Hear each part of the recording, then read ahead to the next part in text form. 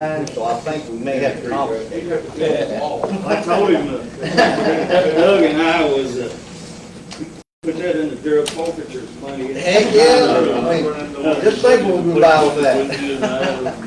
Doug and I was admiring it on the way over and said, Jim's leaving on a short meeting in case it rains, we can get out of here. Yeah, I've always been that way. You're looking like you could, right? Well, I've always You're looking hard. I'll be doing that. Jim's betting against the rain.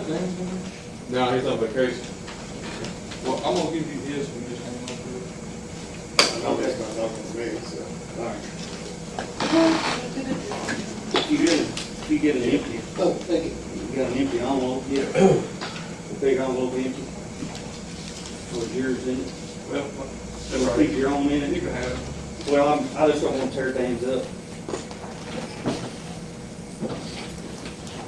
Dan's not gonna be with us today. No, he's on vacation. Scotland. What's the vacation? Ireland and Scotland, that's a vacation. What? That is Yeah. a vacation. Scotland, Ireland. Is that where he's at? Oh, man. High road. Really? I go by Applebee's sometimes, but. Yeah. Look at the peak up there. It really is.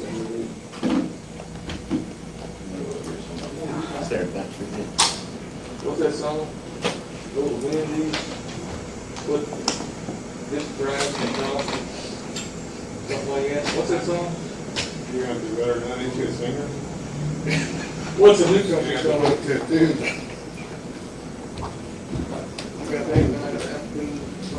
I got a clue. Paper here, press, man.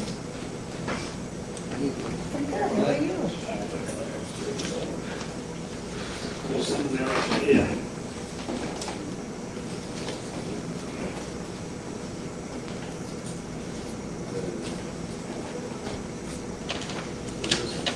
This is one thing. I think Lloyd's got so many, they have that thing.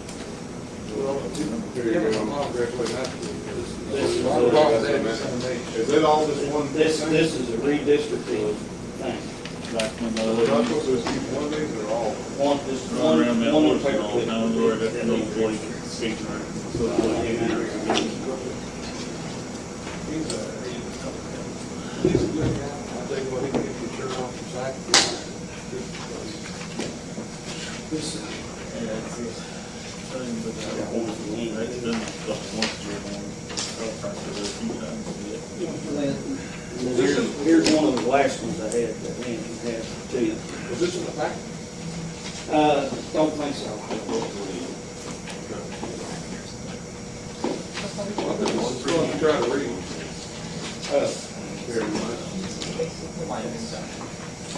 Come on.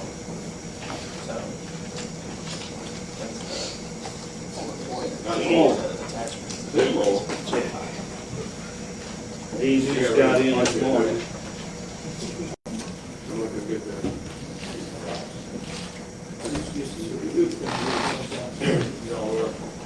That'd be cool. I tried to give you a check for it 2 weeks ago, so at least you didn't have to sit there and wait. You can just look at the pipe. Here's an extra one. I did. I put that like that, Have you sold them the pipe yet? one more. One more. 300 feet, about 3 4 Yeah, I sold that, it's Nike and Jesus. I mean, it's, got a couple of it's expensive. I think what I'm gonna have to do. The lot, A lot for impound cars, we'll cover it. I got information on it. Most of them, once you do that once, they don't call you back. Right. I haven't had anybody call in, I haven't got it yet. I think it's, I don't know what more popular is. It's gonna be like 10, So we got a- 15. No more problem. Yes, yeah, they want a deposit. They won't drop. Yeah. That's what that sheet is. Anything else? That's it. All right, we're ready. All right. Go ahead and call the meeting order of the September 6th, Prince County Fiscal Court. I want to welcome everyone here. Thank you to everyone that's in attendance. And at this time, Mike, if you would you open us in a word of prayer? I want to thank you for this day that you've given us to come together and make decisions relative to the county. And Lord, we just ask that you bless this meeting and lay upon us wisdom that we may make all decisions that are pleasing in your sight. And Lord, we want to thank you for the little bit of rain in the forecast, that we can get some of that. Lord, just be with us and be with the people of this county, and may you bless us and may we continue to prosper. Just in prayer. Amen. Would the moment slip to the flag? Pledge allegiance to the flag of the United States of America and to the republic for which it stands, one nation, under God, indivisible, with liberty and justice for all. Thank you all, and I know there's, at least in my end of the county, there's been several that have passed away the last several days. COVID's making a little bit of a comeback, or a big comeback, so I hear. So just let's keep lots of folks in their thoughts and prayers. So anyway, Madam Clerk, if you would call the roll, please. Squire Stump. Here. Squire Ferris. Squire Eldridge. Here. Judge Travis. Here. Squire Travis. Here. Squire Cotton. Here. All right, if you would right now, I'll entertain a motion to excuse Dan today. I'm not good at excuse, Dave. I second. All right, we have a motion by Zach, second by Will, to excuse Squire Ferris this morning. Any discussion? All those in favor, please say aye. Aye. Anyone opposed? Motion passes. First item on the agenda is approval of the minutes from August 21st. I went through and made some changes that I thought were necessary. There's deletions on page 1, 2, 6, 7, and 14. There's 2 pages added, 4A and 4B. Now they're not in what you all have, but they are. What it is, it's the ordinance about the curbs that we talked about last meeting that weren't in here. So we needed to add that language. Y'all aware? I don't know if that, I think I sent it to y'all. Yeah, we got it pretty good up there. Okay. Ready corrections. Yeah, on page 5, there's just a little change. It's, you find it, Zach? Well, I don't. I got to see them when they know that. Yeah. Was that ordinance one? It was the, yes, ordinance 1, yes. And that's Yeah. before And Lynn, if we approve these, I got these for you, I'll give them to you. All the changes we're voting on. Is that what's going to be 4A and 4B? Yes. Okay. Yeah.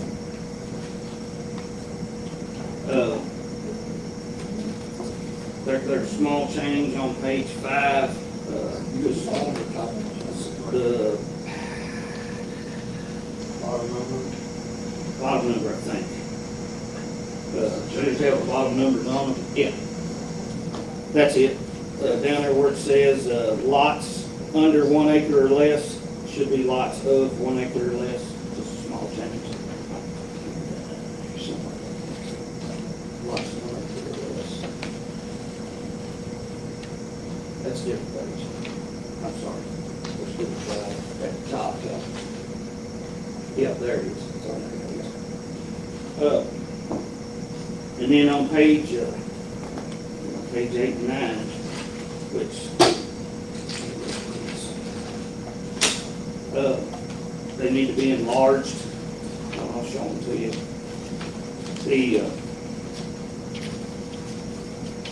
This, when the auditors come and look, these are 3 tax rates that were printed. And one is this small. It needs to be larger. You can see here, Corey, Zach. And then on the next page, it's a little bigger. But then on page 10, I think, it's really big, which is what we really need. Pages, all right, I got the pages all wrong.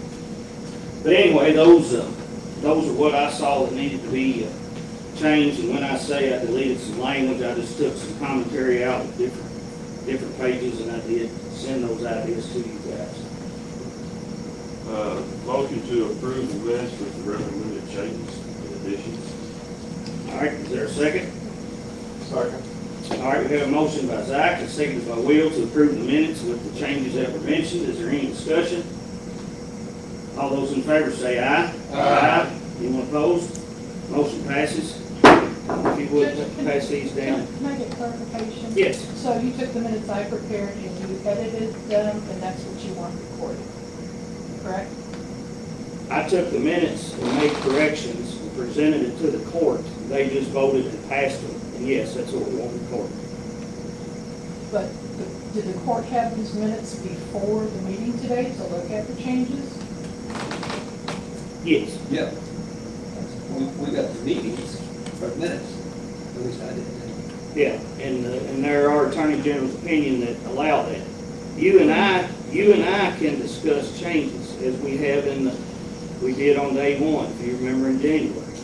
You and I can discuss changes, which the minutes don't become official until this court votes on them. I understand, but the changes should be discussed in court. They were not discussed prior in to court. They weren't discussed prior.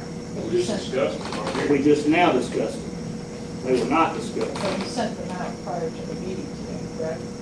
And I made you a copy in case they got passed. I would give them to you so there wouldn't be any confusion.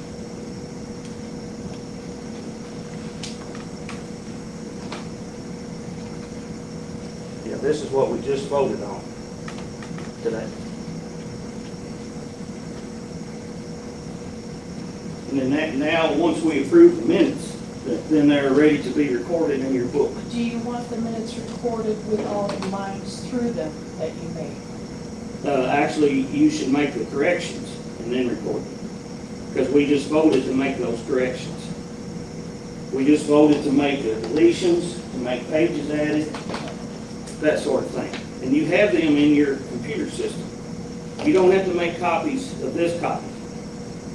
You should have them on your screen in your office.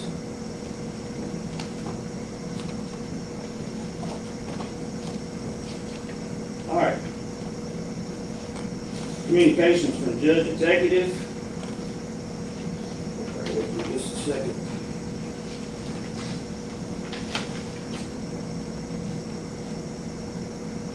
Flex funds, a contract that we voted on the last meeting. Man and I got those signed, we got those sent in, and we got our approval letter on the flex funds. And then we turned in our discretionary list. So we're good to go as soon as Mago will get loose on BG Parkway and I-65. Courthouse roof replacement, item number 2. If you look on page 43 in your packet, and I am going by the numbers at the bottom this time. 43 in your packet, 43 and 44. This is an approval letter from AOC about approving our roof project. And that, yeah, you should have had that in your packet, but the estimated AOCs, they're going to pay $44,032.15. We got our insurance check, and then they have a 52.1% occupancy of the courthouse. So we have to pay $40,482.54, and then they're paying the rest of it. And then this is for the work will get done on the roof.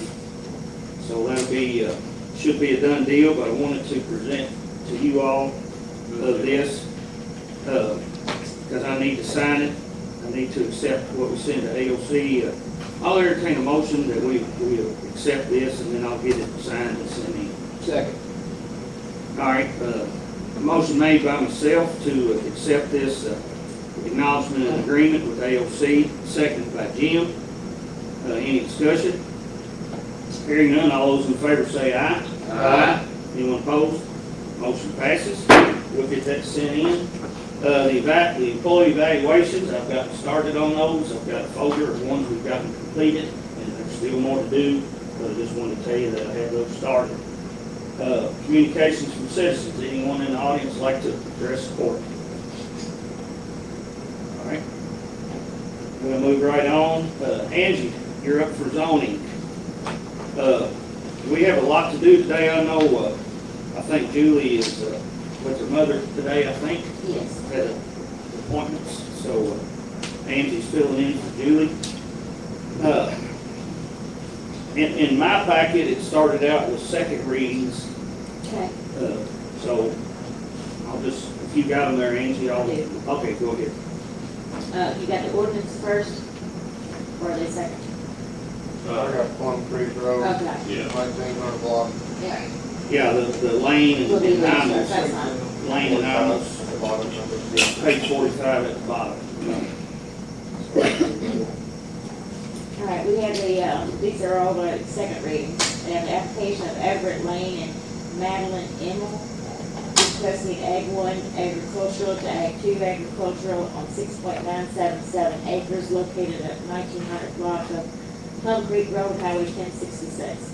Commissioner Mudd made a motion to recommend the rezoning application of Everett Lane and Madeline R. Emmel, requesting a zone change from Ag 1 agriculture to Ag 2 agriculture on 6.977 acre tract of land located at 1900 block of Plum Creek Road, Highway 1066, or 1060, and there was no one there to speak against it. That does bring them into compliance. Commissioner Brown second. There was no further discussion. Call roll, motion carried. All right, Make a motion to approve based off facts and findings, planning and zoning. all right. We have a motion by Mike, seconded by Zach, to approve the second reading on this particular piece of property on the Plum Creek Road based on the facts and findings of the plan and zoning. Is there any discussion? Hearing none, all those in favor say aye. Aye. Anyone opposed? Motion passes. All right. Thanks, Angie. The next one is the applicant of Nicole Root Development, requesting R1 residential to R2 residential on a 2-acre tract located 400 block of Wheels Way. Commissioner Hunt made a motion to recommend to rezone the application of Nicole Root Development, requesting a zone change from R1 to R2 on a 2-acre tract of land located in 400 block of Wheels Way. The recommended land use map in the comprehensive plan recommends low-density residential, and the change would be in compliance with the comprehensive plan. It would bring the 2 acres into the same zoning as the additional 20.95 acres. Testimony was taken from a couple of people. Commissioner Mudd seconded the motion. There was no further discussion. Roll call, and the motion carried. Okay. Go ahead, Mike. Okay, I'll make a motion to approve the zone change as recommended based on facts and findings of planning and zoning commission. Second. All right, we have a motion by Jim, seconded by Zach, to approve the property here on Wheels Way, based on the facts and findings, to approve the second reading on this particular property. Is there any discussion? Hearing none, all those in favor say aye. Aye. Anyone opposed? Motion passes. Now we're to the ordinances that we've had. Ordinance number 1 of fiscal year 2023-2024 series. In ordinance amending Article 4, Section 403.6, and Article 5, Section 511 of the 2022 Spencer County subdivision regulations pertaining to curves and street width of county roads. Whereas the public hearing was held before the Taylorsville Spencer County Joint Planning and Zoning Commission on the 20th day of July 2023 after appropriate legal notices.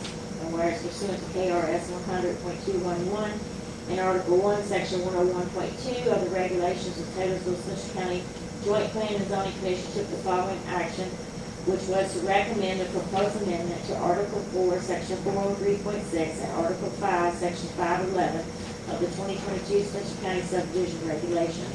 And whereas the Spencer County Fiscal Court held a hearing on the 7th day of August 2023 after appropriate legal notice in regards to the proposed amendment. And therefore, be it ordained by the Spencer County Fiscal Court or the County of Spencer that Article 4, Section 403.6 and Article 5, Section 511 of the 2022 Spencer County subdivision regulations are amended to read as follows. Article 4, Section 403.6 amended is, all other new county roads shall have curbing, or in lieu of curbing, the street shall be increased 26 feet wide with 22 feet pavement width, which shall consist of at least 6 inches of number 3 stone and 4 inches of gravel base, compacted in accordance with the subdivision street requirement of these regulations.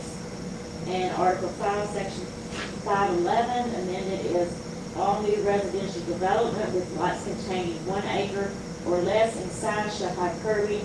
All other new county roads shall have curbing, or in lieu of curbing, the width of the street be increased an additional 2 feet as stated in Article 4, Section 4036. All right, so this will be our second reading on this. Does everyone understand, remember the process, how we got to where we are today? Everybody good?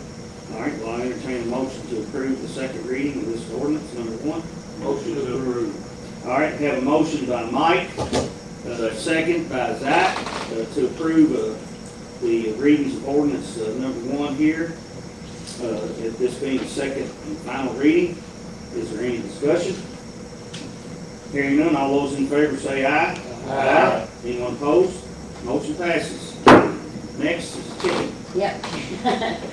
Ordinance number 2, Fiscal Court 2023-2024 series. In accordance with amending Article 5, Section 500.1 of the Taylorsville, Spencer County zoning regulations, amending the uses permitted. Whereas a public hearing was held for the Taylorsville, Spencer County Joint Plan and Zoning Commission on the 3rd day of August 2023 after appropriate legal notice.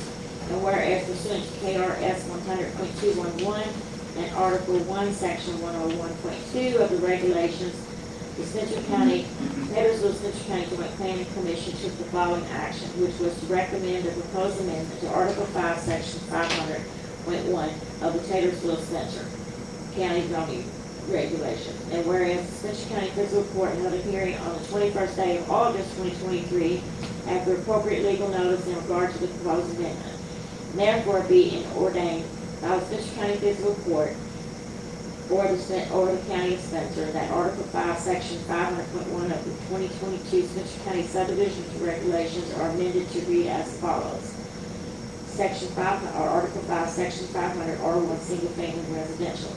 Agricultural uses as stated in Article 3 pertaining to livestock and poultry, provided that no livestock or poultry shall be housed or placed under roof within 100 feet of any neighbor dwelling, except that of the owner or leaser of the tract, that provided that no more than 1 livestock or 12 poultry or fowl animals per acre, except household pets, and provided that no more than 5 household pets over 1 year of age may be kept, provided that they are not kept for breeding or maintained for any commercial purposes, and provided that they are confined on the property and not kept in such a manner as to create an offensive odor and or nuisance to the neighboring dwellings.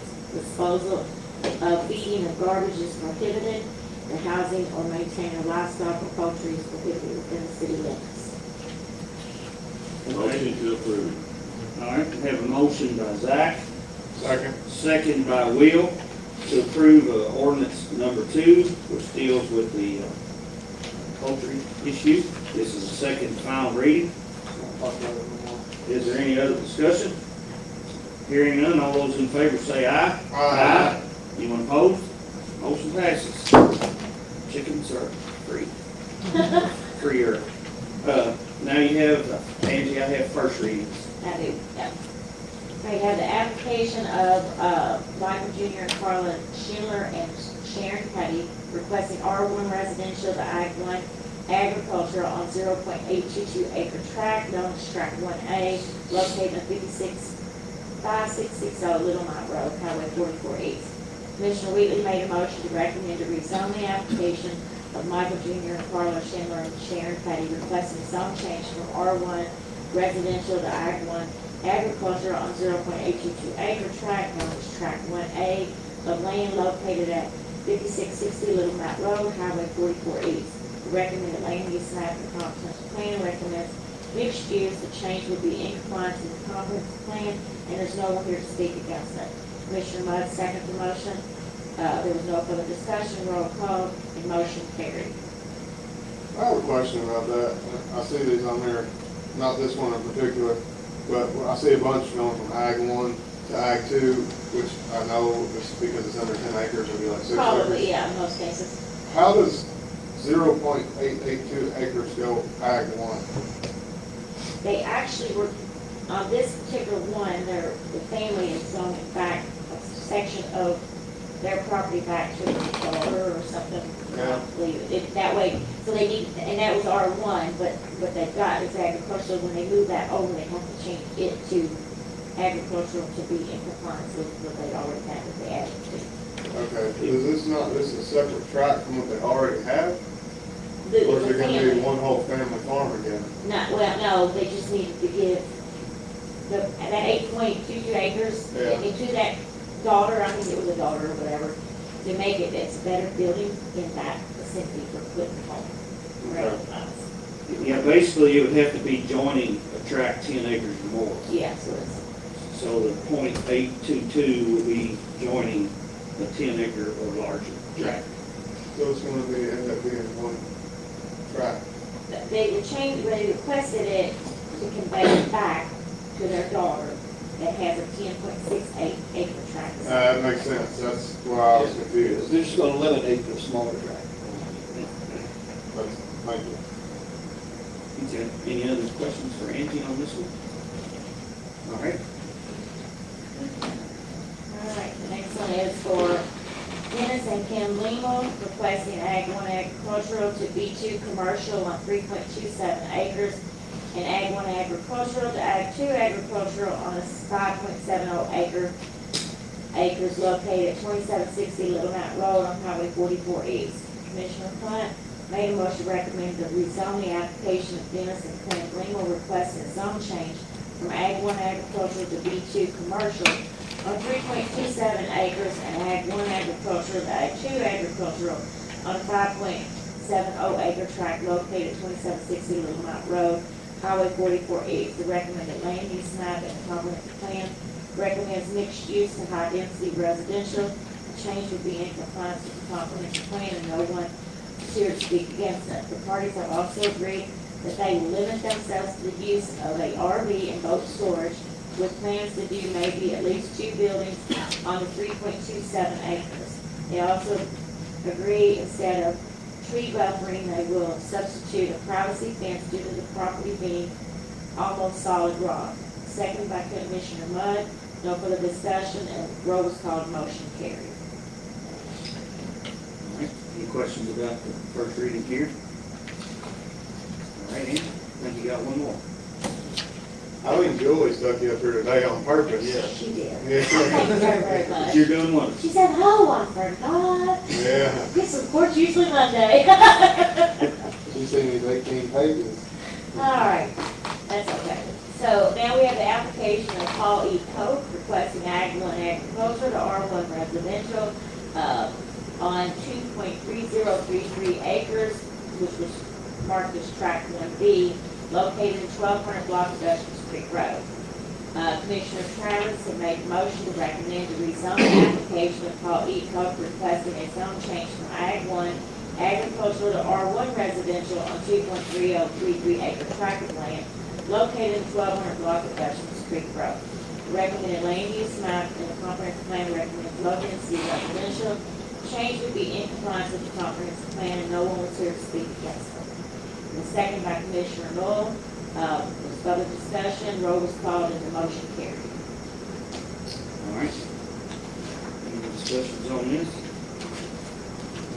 I think that's it. I don't think so. But Julie did ask me to have the walk sign.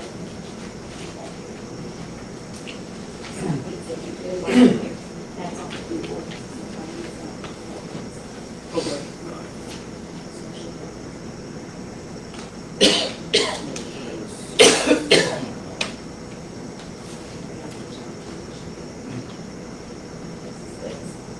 Yeah.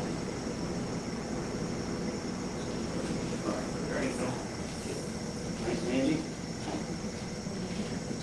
All right, next on the agenda is, Sorry. yeah, go ahead, you're fine. Emergency management, I don't see Chris. So we're going down, parks, Michael? Got anything on? No, but I think, well, that I saw the report apparently went to maybe some water fountains. Yes, and picnic table. And some picnic tables on there, so I'm gonna kinda get with, Brian and see what he has to say about that, and try to bring something back to the next meeting. And then, I meant to get with Brian this morning, but it slipped my mind, but we had a little bit of, I was down there with my kid playing soccer at Waterford, there's a little patch of graffiti on the side of the building. I don't know why that hasn't been removed yet, but I'm gonna try to talk to Brian, see if we can work on him and Randy to get that removed. All right. But other than that, I have nothing. And I would like to say, I met with the RECC. I mentioned to you all about getting more lights down at the parks and the parking lots and so forth. And we're going to set a pole down at Waterford Park, and they're going to have two lights. One will shine on the gravel, one will shine on the blacktop. So that'll be on our bill. I did have to pay $300 to set a pole. But they're gonna set a pole along the road in the chain link, or in the cable fence. And then the lines, because the power is across the highway to the west. So they're gonna run over to this pole, and we'll have the two lights. And hopefully that'll cut out on the all-night meeting ups and so forth. And hopefully it'll help Andrew and him out, keep the riffraff out. And then at night, when folks leave, it won't be dark there. And then we're gonna do the same at Ray Jewell Park to shine more light on the parking lot. They're gonna put up a couple of lights. I know we mentioned that, about doing that in the past, and, look, it worked out, looked like a good time to get it done, so I went and get it done, so I just wanted to tell you all when we got that done. All right, anything else on parks? Safety committee, Dan is absent, solid waste, Jim. Nothing to report. All right, veterans, Dan, or does anyone else have anything with veterans? And that goes for safety, if anyone has anything with safety. Can't remember what we were gonna, I know about the safety, Doug and I, if y'all remember last meeting, we approved a grant, or approved applying for a grant, and we were gonna check about seeing if that grant would apply to another metal detector at the courthouse. So I want to bring that up. We'll see where that takes us. Equipment committee, Zach. Nothing much. We had a couple. We had one of the 550s, one that bed got messed up with the cylinder, the eyes where the cylinder pin's at. It got marred out, so we had to get that fixed. Sent back over. As that re-welded up, one of the tractors had a tire blowout. I'd like to bring it up a little bit, because we need to start. On the side of the road, these tractors out there mowing the side of the road, and when they blow out a tire, their policy is to load it up on a trailer and bring it back to just call somebody, not fix the tractor to level. It'll take time to hook the mowers, whatever, take time, 3 or 4 guys and move it back up there. We just be saving money, be money ahead, and pay for that, not fix on the side of the road, our guys stay working, in my opinion. Yeah, that is what I expect in the future. And to help along with that, you'll see in the bills a little later, we have 2 tractors that are alike, and one tractor has a different rear tractor tire size. So they've blown one out on both of them this year. So I mean, what I do on the farm, and I mean what you guys do in your business, one of the most important piece of equipment you got, when it goes down, you figure out how to fix it the fastest. Fix it, get it going. So we had to get the last new tire we got. I had them get one more new tire for the other one, and one more new tire for this pair, and a tube, because they have fluid in them. And they've got them inside that trailer, out of sunshine, protected. And that way, when we blow another one, we're gonna get somebody to come and fix it on the spot, and not haul it, so forth. So I think I got that understood down the line. So we need to get out with the contractor to do that, or? That's probably go Doug under those professional services. Well, I mean, I think so. I think it's under 40,000, so. Oh, yeah. well, I mean, if we're supplying the tires, we're just calling supply. Put Doug tires over and shove them. Yeah. They come out and fix mine. American Tire, Doug Tire, whoever, somebody that comes to the service person will come out. I mean, that's my opinion on it, you know, it just seems, I know it happened, it actually happened over by my house, over on Pop Lane, they brought the mower over at my place, and I hooked it just fine. Which is not encouraging to try to get the tractor off in the same place, you know, on the side of the road, trying to work on it, I understand that, but, you know, they sent the skid steer out there, the unhooked the mower, and they had 3 or 4 guys out there that were messing around with the mower for a while. So it turned into an all-day job? Yes, yes. A half a day and then another half a day putting it back on, or. Yeah, then they got the same thing to get it back on, it brings skid steer back out, 3 or 4 guys put the mower up, blah, blah, blah. But, Not that there'd be anything wrong with business if you wanted to, but then it limits yourself to whoever you ordered to bid to, and they couldn't get to it. I mean, I know on the farm, when the tire goes on the main thing you're driving, whoever will come. You know, we call whoever will come the fastest to fix it and get back to going. But I mean, this summer, I saw the boom mower go through town because it was flat and it's set for a whole week. It wasn't mowing. And we can't have that, so, but with these tires in stock on Just need hand, to try to be more efficient. yeah, we're, More efficient. yeah. Anyway, We're short-handed up there as it is, that's the way it's pretty much. in another example, they were mowing the other day, and they broke the lift arm on the tractor that has the rear mount mower. All right, so that tractor's out of commission. The other tractor had a box blade with a side mount mower. So I said, go take a box blade off, it's the same tractor, take that broken piece, fix this one, get it back going again, and then we'll go get the box blade some other time. Well, the tractor, Yeah, they got loaded up too. yeah, well, they did do that, because I saw the box blade unhooked, but that way they didn't kill time running parts and hauling it and all, they fixed it, you know, made a good change on the go. That's common sense. Went back to mowing, and then once they got the lift arm fixed, they came back and got to the pipe. But anyway, that way we can keep it going. But that's all I have. While we're on equipment, which I think I sent it to Zach, do you want to talk about that bed? So you got that somewhere else? I haven't seen it. There's nothing in here about a bed, the beds we bought. No, fixing the Mack Oh. truck bed. I forgot to put that in there. It don't matter, we can talk about anything, so. All right, If y'all remember the Mack dump truck bed, we talked about prices, some people wouldn't fix it. Well, we got a price to put 1/4 inch miles steel, just a plate in the bed, not fix all the cross members or anything, $4,000.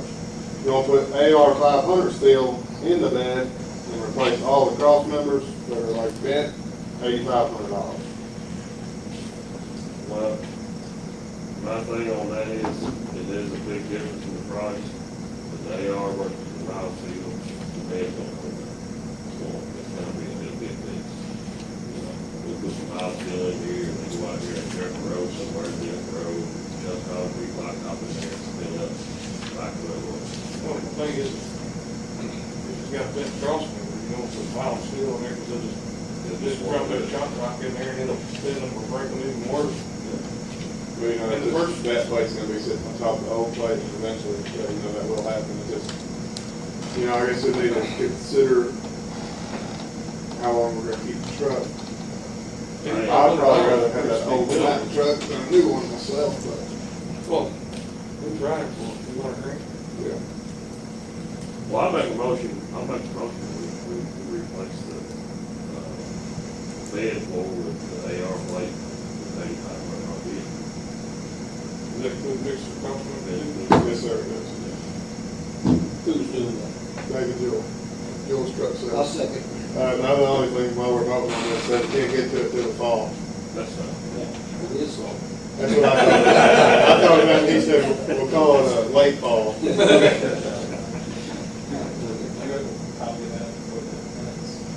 we will get a copy of that, yeah. Seemed like I saw that on email, but we didn't get it printed and put in. Yeah, I sent it to y'all. Yeah. How many miles is it doing? 200. The truck is doing what it needs to do. I mean, you know, you got an old truck, or an old truck's an old truck, but it's a good old truck. Well, 200,000 miles. It ain't nothing right. I can't see replacing it with another truck. Correct. Correct. That's what I was getting at, is up, you know, $8,500 is about there, 200,000. You know, when we were hauling cinders, we had to have that, one of our best pieces of equipment, because we hauled five loads a week. And now that we're not hauling cinders, you know, we still use it, but it sets a lot more than it used to. I forgot who made the motion, who said that. All right, motion by Zach, seconded by Jim, to approve the, putting the, was it 8,500? Yes, sir. Bed replacement, the floor for the bed repaired on the Mack truck. Is there any other discussion? Hearing none, all those in favor say aye. Aye. Anyone opposed? Motion passes. Anything else on equipment? That's all I had. All right, thank you. Telecommunications, Zach? I haven't gotten Brittany, but, we are working to try to update the, once again, the camera system, and we're trying to get somebody in here, to help with the lighting. We got the, what we got in there, as far as what we're using to, record with on Facebook Live and stuff, is efficient, it works, but it doesn't work the best. So we are looking to update that. Dee, I know last meeting we went really long, and I know we ran out. How much time do we have? I don't We have know. 2 hours? I don't know how, but for what it is, that's what the TV and they're basically just going to sleep on it, not out there watching it or clicking on it or whatever. All right. That's, I don't know, that's probably maybe a way to change the settings and I have to look into it a little bit more. We want to, I personally want a little bit better of a camera and stuff, move the camera and get it more centered in the room, kind of get more of the audience and everybody involved in it. So anyway, that's what we're looking into, we're looking at these prices on that. All right, thank you for that. Corey, you have any administrative code? Ben? Tourism and economic development, I know Dan's not here. Does anyone have anything with the tourism and economic development they'd like to add? I know the Lisana and them are getting ready to move in down here at the corner before too long. Getting really close, and they did have a very successful state fair. Very successful. We want to thank all the volunteers that went down and spent time down there. Building and grounds, Will. The courthouse updates, they've been completed. With cabinets and countertops and the top door right there. The roofers are planning on starting, you've communicated with them some, they're gonna try to do that on the weekends, to work around the court and stuff. Yes. Then what he handed you out, they wanna deposit for materials. Yeah, this page right here. Maybe I should have that. I guess we 1,532. Yes, sir. We need to vote on that. Yeah. I make a motion to give a deposit of $51,592.32 to Citadel Roofing. Second. All right, we have a motion by Will, seconded by Zach, to pay $51,592.32 to Citadel Roofing for material and equipment to get started on the courthouse roof replacements. I do have a quick question about this. I understand it's materials, so is AOC gonna reimburse us on part of this? The AOC is, so we're basically looking over the bill up front, and they're gonna reimburse us for what, so their portion of it, is that what's going on? Yes, that's my understanding. And we already have received an insurance check. Yeah, we submit that, and then they'll, since they've already approved doing it, it should be pretty routine. To know that letter up there, so this man gonna pay $44,000 or something. Basically, all We're we're paying paying more then, yeah. Yeah, basically, all we're paying out of pocket is gonna be all we're gonna get out of pocket is $40,482. Right. So, Yes. okay. I just a question. Yeah, it's my understanding that, we'll pay to get it done, and then we'll get a reimbursement. That's right, and the AOC reimburses us. Yeah. So, all right, any other discussion on the motion on the floor? All right, hearing none, all those in favor say aye. Aye. Anyone opposed? Motion passes. So that took care of that. Thank you all for that. You gonna do the courthouse security update? What's the communication? Let's see. Yeah, I've got, page 60, which is an agenda item cover sheet about, give you the thoughts of what we got going on here. Keeping we feel like my office and I, Doug, Brittany, Katie, myself, and others, we have been discussing the potential basically changing the locks on the courthouse to where they would automatically lock and automatically unlock. And then after hours, you had to have a key fob to get in. And, we discussed with Corey also. And then anyone that gets in uses a key fob, it would be tracked. And then that way we would have an assurance that the courthouse was getting locked and unlocked at the proper time. And this is just discussion right now. I'd like to hear everyone's point of view on it. I like the idea of it. Have you got any kind of cost analysis on it yet? No, I think I think it's really important to kind of see a little bit more. it sounds good to everyone, and that includes Corey and Lynn and Scott. Will this include like the area where you store the voting machines? No. That's the Board of Elections place. So it wouldn't be this. That's tracked, that's already tracked. Yeah, it'd just be the courthouse building. Again, there's like 5 entrances still. Basically, if we advise doing this, if we were to do this, if I'm understanding it right, is there wouldn't be no more rushing out of the courthouse for getting a locked door or whatever, it's automatic lock at 4 o'clock.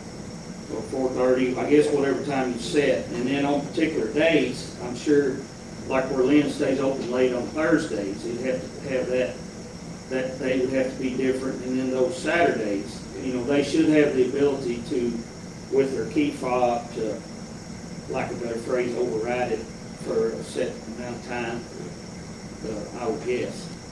I don't have experience with these, Lynn, maybe you do. I don't, but, so who is going to be I'm sure if you're gonna do like that. given the fobs? Who's going to determine how many fobs are to be given for each office? Yeah. If an employee gets a fob and they are terminated or leave employment, who's responsible for getting that fob back? What changes need to be made if that employee does not return that fob? Yeah, these are all questions we need to have an answer to. I think it needs to be a keypad, more or less, a fob, and you should be able to program that. Lynn has a code or something, the PVA has a code, I think you could do it like You can that. deactivate the policy. Yeah, we had. All you gotta do is deactivate it. Yeah, we had them in the Washington Police Department, and if somebody left for the termination, or they were terminated, or whatever, no longer worked there. Just as you said, each person would have a fob that's assigned to them, so it could be tracked with the computer system. You can go on the computer and just deactivate their fob. So it's not an issue. Not an issue at all. So, So in reality, you can get every employee in that one. If you chose to, or your key employees, or, whomever. Now, that'd be up to Lynn in her office, it'd be up to Keon in her office. And then I'm sure the cleaners would need to be able to come in, of course, they would be tracked.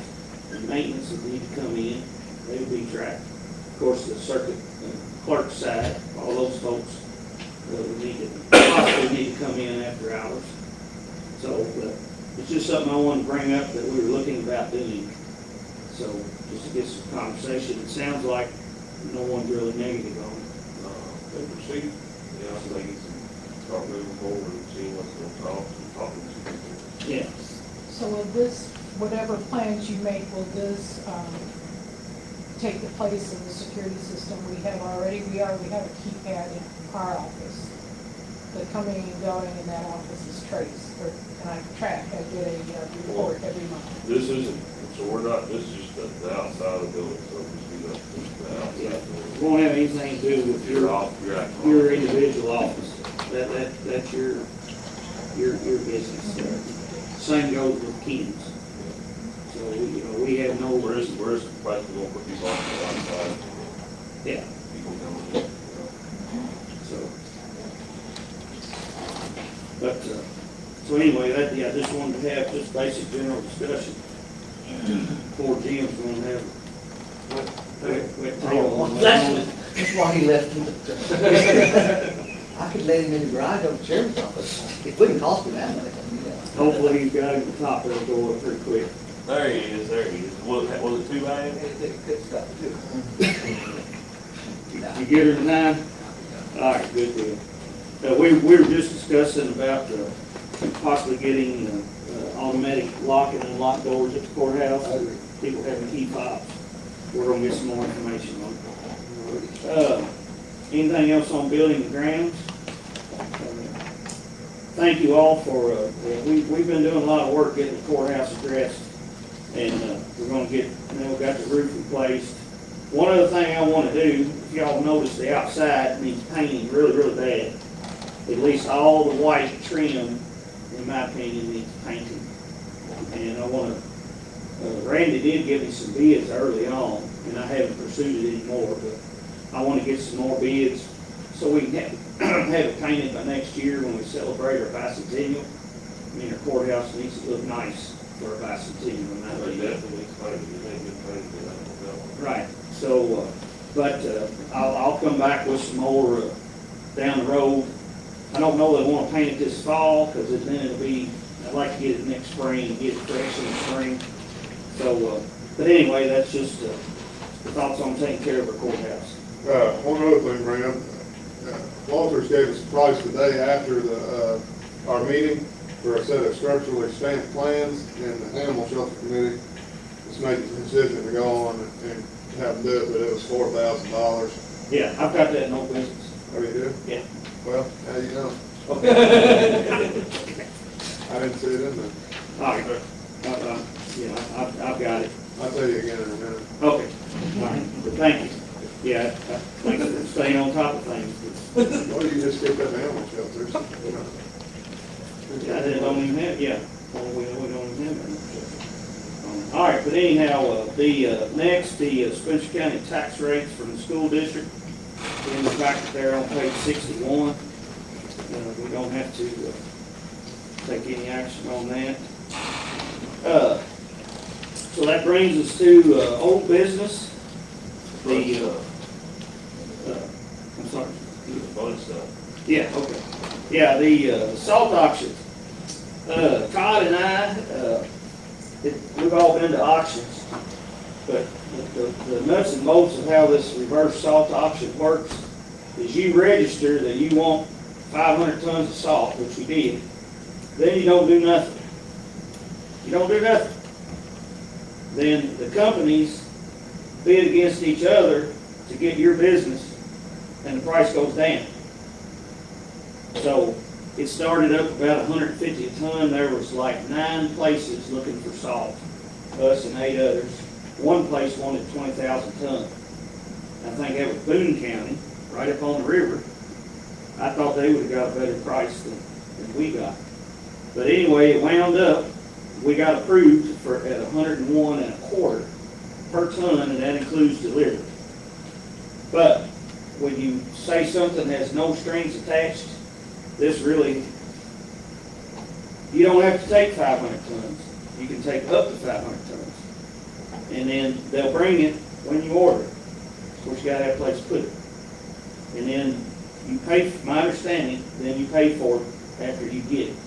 Because again, we could only get 100 tons and that's not a problem. And there's no downside, really. It's weird.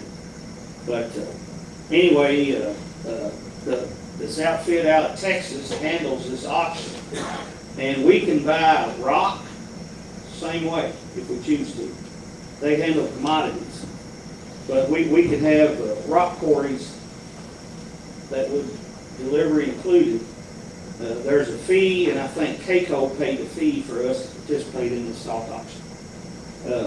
So that place in Texas got maybe 1.5% for handling it. But anyway, that's no cost to us. All our cost is 101.25, the way I understood it.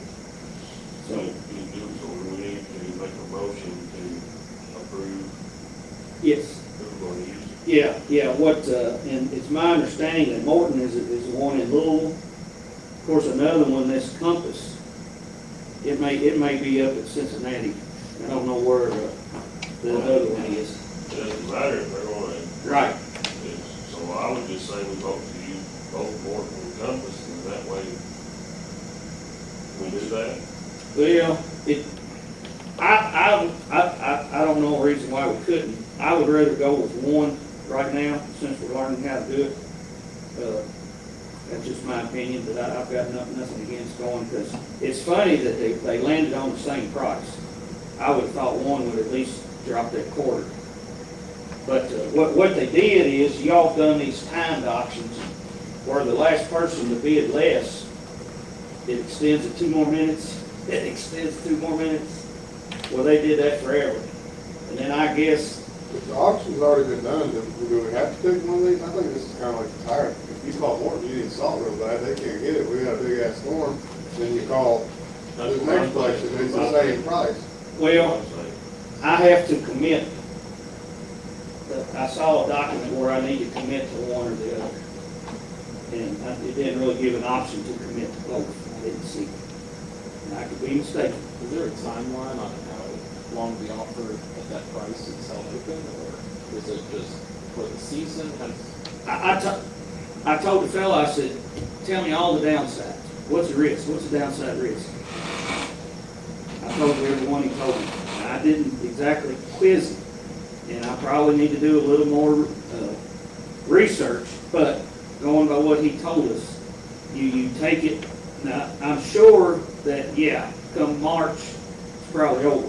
But, you know, I'm thinking that what I was thinking was we get our structure built, we're ready to take it, we can start stockpiling it, and we can take whatever the structure will hold, and then we'll just leave it at that. But basically, we're obligating them to deliver us that many tons. I make a motion to use Morton salt for this winter at $101.25. Second. All right. All right, we have a motion by Will, second by Zach, to approve going with Morton Salt at the 101.25 price. Any discussion? Yeah, our motion is a little vague. So, for him to go back and just be able to do research to say whether or not we can just use one vendor, or basically I want my motion to say that we're gonna use more than one Compass. And then if he finds language saying that he's going to use more, then he goes forward. Probably, you can make an amendment that you can say, or, add the words and Would it or. just be easier to bring it up after we have a chance to deal with it more? Well, I need to sign this document. Is there a deadline on it, or time frame is when they need it signed by? I mean, I don't know. And then your motion to say and or, that's the next one. I'll amend the motion to say and or, to add the words, and or Compass Minerals American. All right, is there a second to Zach's motion? I'll second it. All right, seconded by Will. We have an amendment to the motion to add the words and or Compass Minerals. Is there any other discussion? As far as the movement goes, I don't think it's worth anything here. No, I don't either. And I'll keep y'all posted as before I send it off. We'll check it out today. So, all right, any other discussion on the amendment? All right, we'll now be voting on the amendment, which adds language to say and or Compass Materials. All those in favor say aye. Aye. Anyone opposed? The amendment passes. Now on the floor is a motion as amended, which states that we purchase the salt at $101.25 from Morton and or Compass. Should we, amend the motion again, not to exceed $10,000, because that's the money we appropriated? Well, actually, the motion should say up to 500 tons. Yeah. Right, it's 50,000. How does this compare to just the price of this bank? I had a guy give me a price of 110 a ton plus freight. Okay, all right. and one of them was at Morton, and one of them, I think, was at Cincinnati, I think. Well, a little bit that I have dove into it, calling around, asking around, I was surprised we got it cheaper than $150. Right. I know, of course, I know with just one bought them, we have to haul it, we have manpower, fuel on the truck, wear and tear and stuff, you know, but I was just wondering what salt ran if you wasn't going through this process. Well, through this process, I was expecting about 114, because that's what some of the earlier auctions, you know, I was gonna get on that earlier auction, but for some reason I wasn't approved. Well, I got approved for the next one, and they changed it twice. And we wound up on this date, and I was officially on there. But it was 114, someone paid at one of the earlier ones, and then we got it for 101 and a quarter.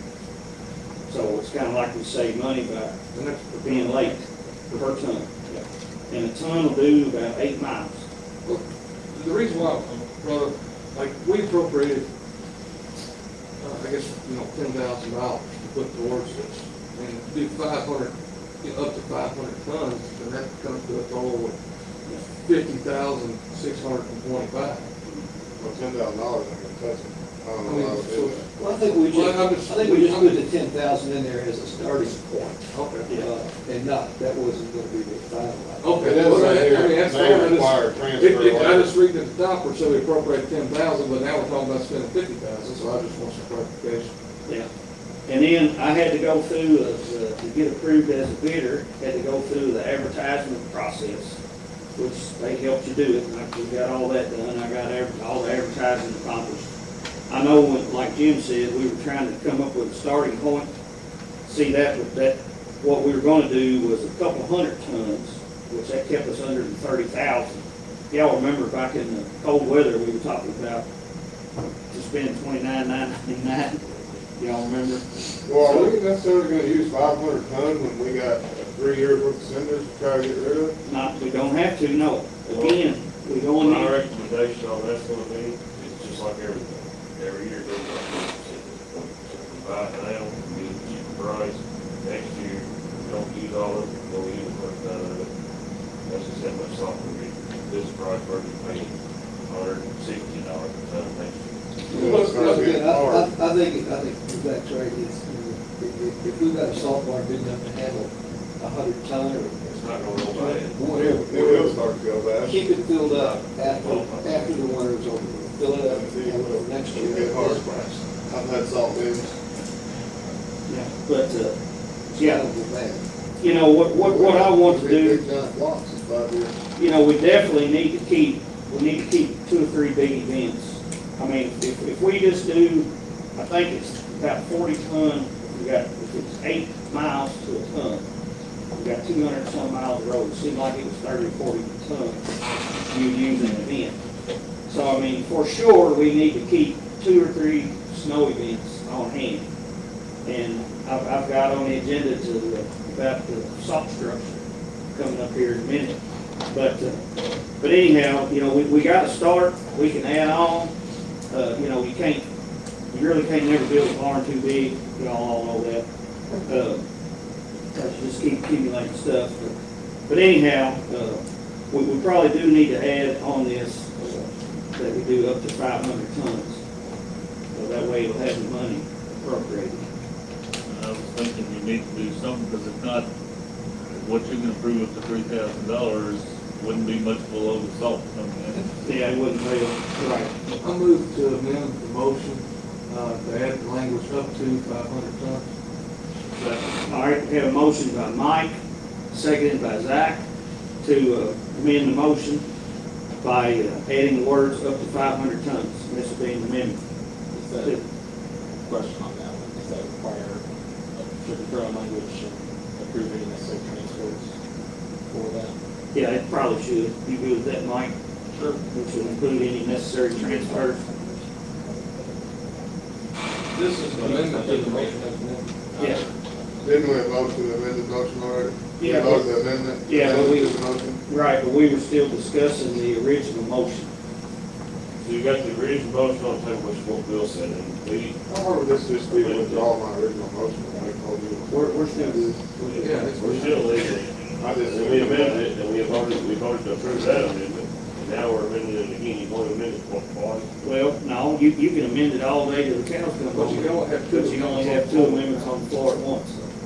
So. But anyway, so, now I forget who said. Mike, Mike first, second, I say. by Zach, to add the 500 tons, and also that, and that'll include any budget transfers that might need to take place. All right, any discussion? All right, hearing none, all those in favor say aye. Aye. Anyone opposed? Motion passes. Now, Madam Clerk, we have the original motion as amended, which now will state that we buy up to 500 tons, and also includes money transfers that might need to take place at a price of $101.25 from Morton Salt and/or Compass. Members. All right. Any more discussion? Hearing none, all those in favor say aye. Aye. Anyone opposed? Motion passes. Got that done. Good deal. All right, next is salt structure. I got two bids. I hope you got them both. Yeah, I got none. Well, I don't. One is They're in a from, separate email, I think. yeah, it's all separate, over that, but one is from Kentucky Root Bars,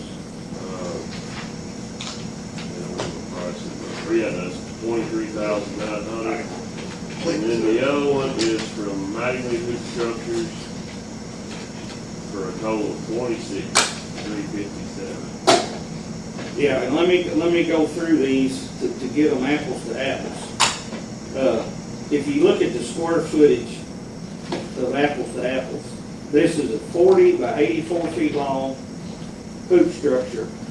The walls will be 6 by 6 posts, 8 feet tall, so it'll be over your heads. And then we can choose to pour a wall inside down the road. We can choose to stack those blocks. Down the road, we will need, of course, concrete floor. But this is just to get the structure built. And I wanted to, I got two bids. Of course, they are under the 40,000, but I did get two bids, and I think everyone will agree that every hoop barn you see in the country, one of these two people sold it. So I mean, they've been in business. So, but anyhow, I got the prices from the two. Now, to be apples and apples, 8 feet tall, 40 by 84, and one of them, the Kentucky Hoop Barn, is actually more per square foot. It's $7.11, and then the Mattingly Hoop Structure is $6.69. That's the structure with the walls and the concrete and the posts. If you see the Mattingly Hoop Structure, he's got the concrete down there at 1,025, and then he's got the top one with 21,336. The courses of metal. See, the other one didn't include metal, and then the end wall is extra. So, but the 711, I was going off of the 23.9, and then we can choose to put an end wall in one of them. We could do it ourselves. We could put 10 up there. Of course, one is $27.50 and the other is $18.50 for the end wall. Doesn't Mattingly include the end wall? Mattingly's in, very good. Yeah, they're including the end hoop wall. barns have it too, just additional $27.50. Right, but it's, So what's that total price? well, that, 26,650. It's Kentucky's higher. About $300 or something? Yeah, it's $300. well, there's also 3 courses of metal I'm just trying to compare it. too. The 3 courses of metal is $2,016 on, and then the Kentucky Hoop Barn doesn't have metal at all. All right, so it looks like we should go with Mattingly. To me. Well, that's what I was saying. I was just comparing it. But I didn't see the metal on another one. That's what I was getting. Now, if y'all remember in the previous meeting, Eric Bean is going to study and see what we got to do. And, but I don't know, was me and you up there, Zach? Dan may have been up there one day. We were up there looking. And there's a place between a water meter and an electric pole. that this will fit. And it's near the office there. But anyhow, so we've got a place, go ahead. Basically, that shed where the wheel loader and stuff parked at, that's what we're talking about. And I talked to Todd, they have tore that whole thing down. It's down. Yeah, tore it whole shed. If y'all mad about it, blame me. No, But anyway, it's, I ain't mad about it, it needs to go down. But so basically, we're gonna start that new barn pretty much the front of it, we're gonna be kind of the back side where the old shed was, where the loader and stuff parked at, like walk down the shop, and the shed was right there. We're gonna start it there and work our way straight back. I was looking at it, and the reason that I come to that conclusion was with that mountain cinders over there, we're about to pay somebody a lot of man hours pushing stuff around. And what I was looking at was we're gonna have to move the cinder as much to get the, maybe part of it, maybe a little portion of the pile there. So that was my. and if y'all remember the storm we had in March, tore about a third of that roof off anyway, maybe 20% tore off. And so anyhow, that, Was all the equipment, it was on there, just sitting outside there? well, no, I said clean out that other barn. You know, every barn's full of junk. So they're cleaning the other barn out. But there is more sitting out than there was. Which I think we're gonna, maybe probably tackle something on that next year. That's what I'm thinking. I think on the opposite side of the other old shed was, you know, maybe next to the tear it, maybe down and just taking the new build a piece of this equipment inside. Oh, You know, or we could build another hoop structure. Yeah. Cheap. but, you know, I ain't been up there in a long time, but do you want the salt structure like that up close? Or like, would it be like in like the way, like you want to make another shed structure, would you want your equipment closer to where you want to put the salt, maybe more back, just straight back? There's other factors. Oh, okay. Yeah. So if you look at all of it, if you go over and you look at the whole lot, in my opinion, to make everything fit, you're gonna be moving, redesigning the whole thing. You're gonna be redesigning where you're gonna be putting rock at, you're gonna be redesigning where the cinders are. You guys stay so far off from that the radio tower up there. So we're out, and then you gotta think about being able to get trucks loading out while you're doing it. You need a pretty big area to come in, come out, you know, that sort of thing, so. Without having to do a whole lot of extreme site work and just redesign that whole lot up there, what I seen was just tearing that shed down, like I said, and just putting that barn down to the back side where that shed was that started there, just going back. It's gonna take a little bit of groundwork, a little bit of a difference, to follow there, but nothing too horrible. You know, take about 4 or 5 hours with that loader back there, moving some cinder around and make it work, basically. And keep in mind this structure, I mean, if we get 500 tons and put in there, and we stack block around the back, and maybe only 2/3 of it's filled up, you know, that loader can park there. Yeah, there's places to park. We can use it, and then even if we get all the salt gone, you know, we have all that in stack. But that's why we hired Eric, because we gotta see about where the surface drainage, you know, I don't know what type of requirements that we have with the EPA and so forth, where you're storing sodium chloride, if you have to have a retention pond, but he's looking into all that, but for sure, we had to stay so many feet away from those guide wires that are on that radio tower. So that's why we pulled it to the front. They got everything pretty much set. So if you go below where we're talking about, they've got the rock bin set up for the storage of the surplus rock these down the road. We've got the little section set up to load their trucks with the cinders on it. Already set up. They got the brown tanks already set up. It should be a lot of work, a lot of remodeling. You know, which if y'all chose to do that with, that's fine. You know, just thinking money wise, it would be a quick, pretty easy solution. Well, I'm just thinking, long term, you know, would you look back at this 2 or 3 years later, well, damn, I wish we put that somewhere else. We should have got rid of some of the cinders. Well, that's what I'm getting, I know that it's gonna take some man hours, equipment, but would it be best if we just bit the bullet and did something with them cinders to where we had more usable space, because that's just a huge area of non-usable space. Well, so if you look at where the cinders are, they're actually a lot of where they are, and I can't remember what the actual guy, how far we got to help from those guys right on the radio tower, I think it's 30 feet.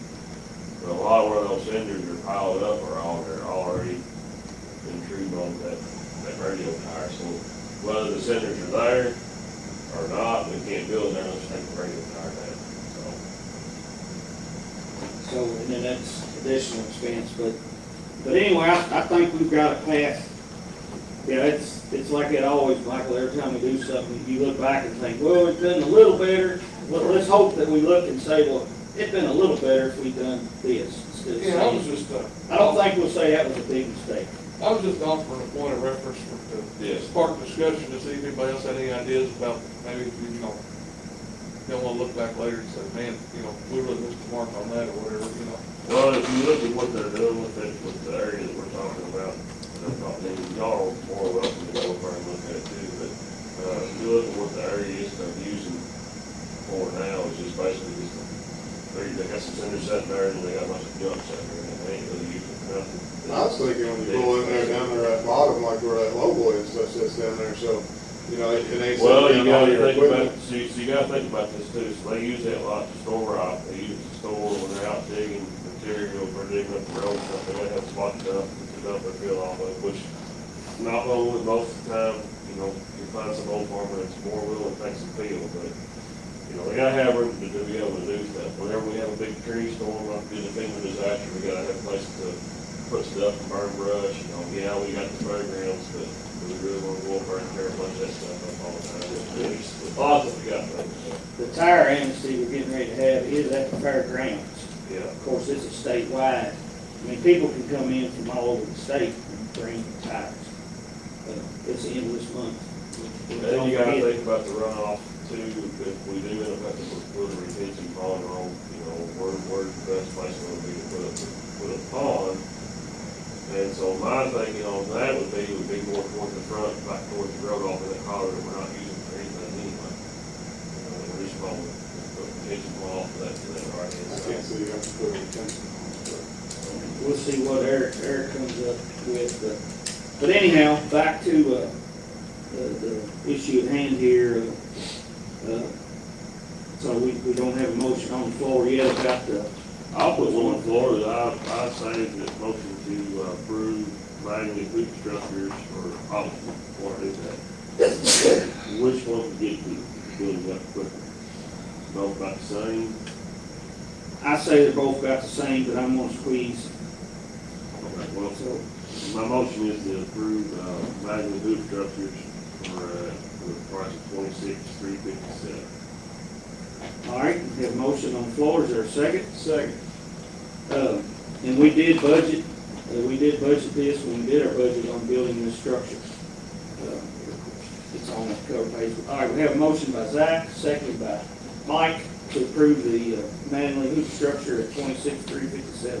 Any discussion? Jim? Okay, now, on the inside of this building, okay, we're gonna put metal up, just like a regular, if you were gonna store, ground metal, say. Not really.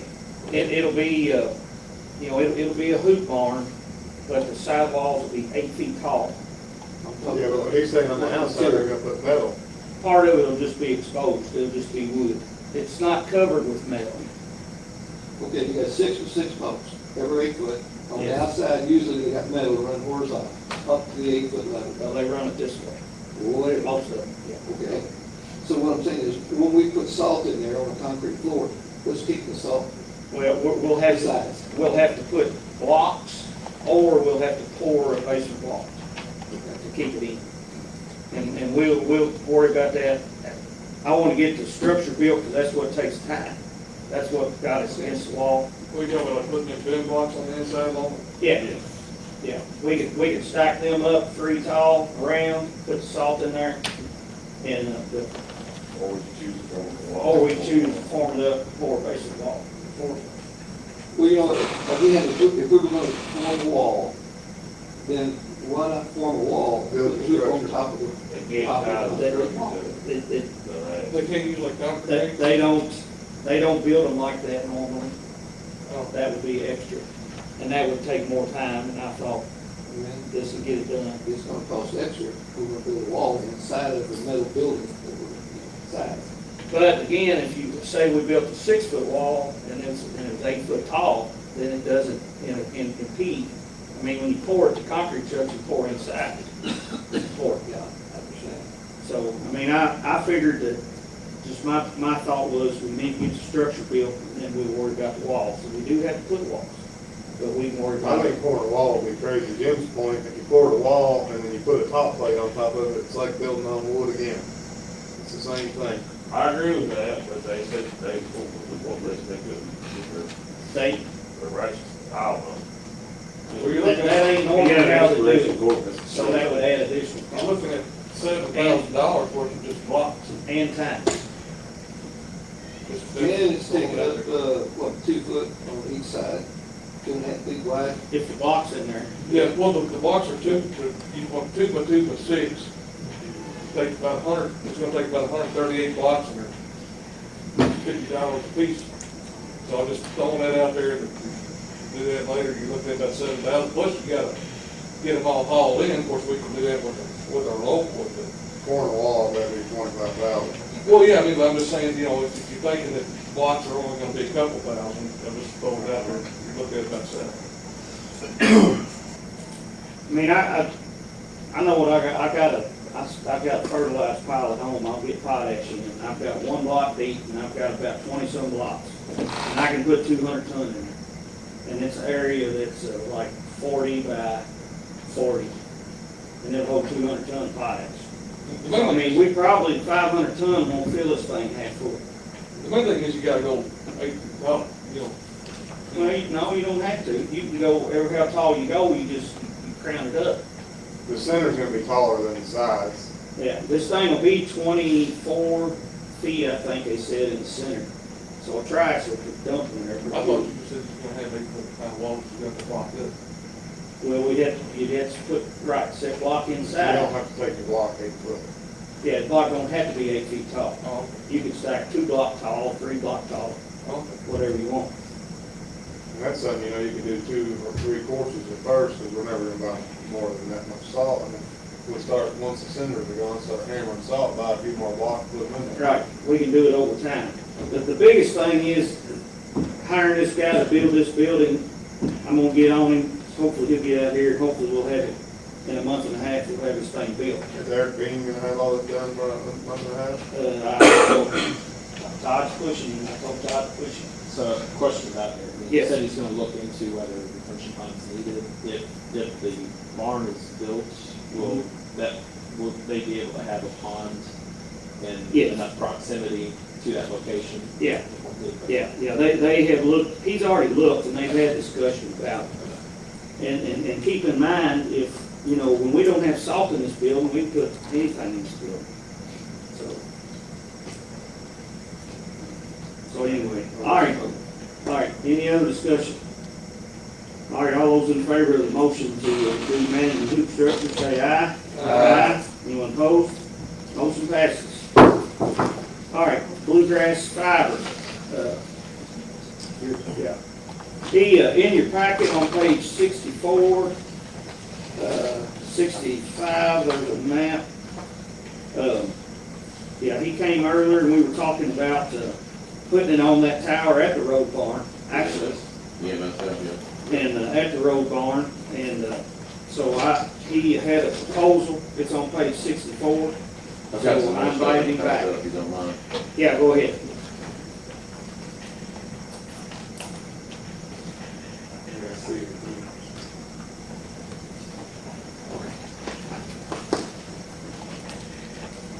Corey, did you ever get anything from the cities interlocal agreement? I put a draft, I need to talk with them. We'll get to that one out. All right. Get an update on it. Okay, yeah, we won't have anything to vote on. Correct, okay. So this is, as we discussed last time, you were asking if, what it costs to do a test. So this is what it would cost. Of course, the top portion is our portion. The bottom portion, that would give you 90-degree coverage from the EMS The map that we provided you was just based on pointing the one sector north. But Judge, you had asked about moving it somewhere and pointing it to another direction, and we can point that in any direction that you all choose. We chose north, it covers 90 degrees because it has we would be able to hit the most unserved based on that quadrant. When you go west, you all do have some fiber down through there, but we, again, can point it wherever you all would like. This is just going to improve, the capabilities of this technology.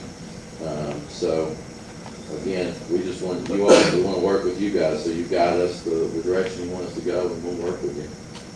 Well, there's just as, looking at this map, guys, of course, one concern I have about this map is you're gonna shoot into Shelby County. A lot of this to the north is in Shelby County. Yeah, I agree with that, and we noticed that too, and they go out 10 miles, these radios, that's what they do. So from the EMS tower, out 10 miles, of course, you do cross the Shelby County line. We wouldn't be installing customers in Shelby. I mean, for this test, this is a focus on Spencer County. But again, we can point it anywhere we want. We could point it west, east. It's up to you guys.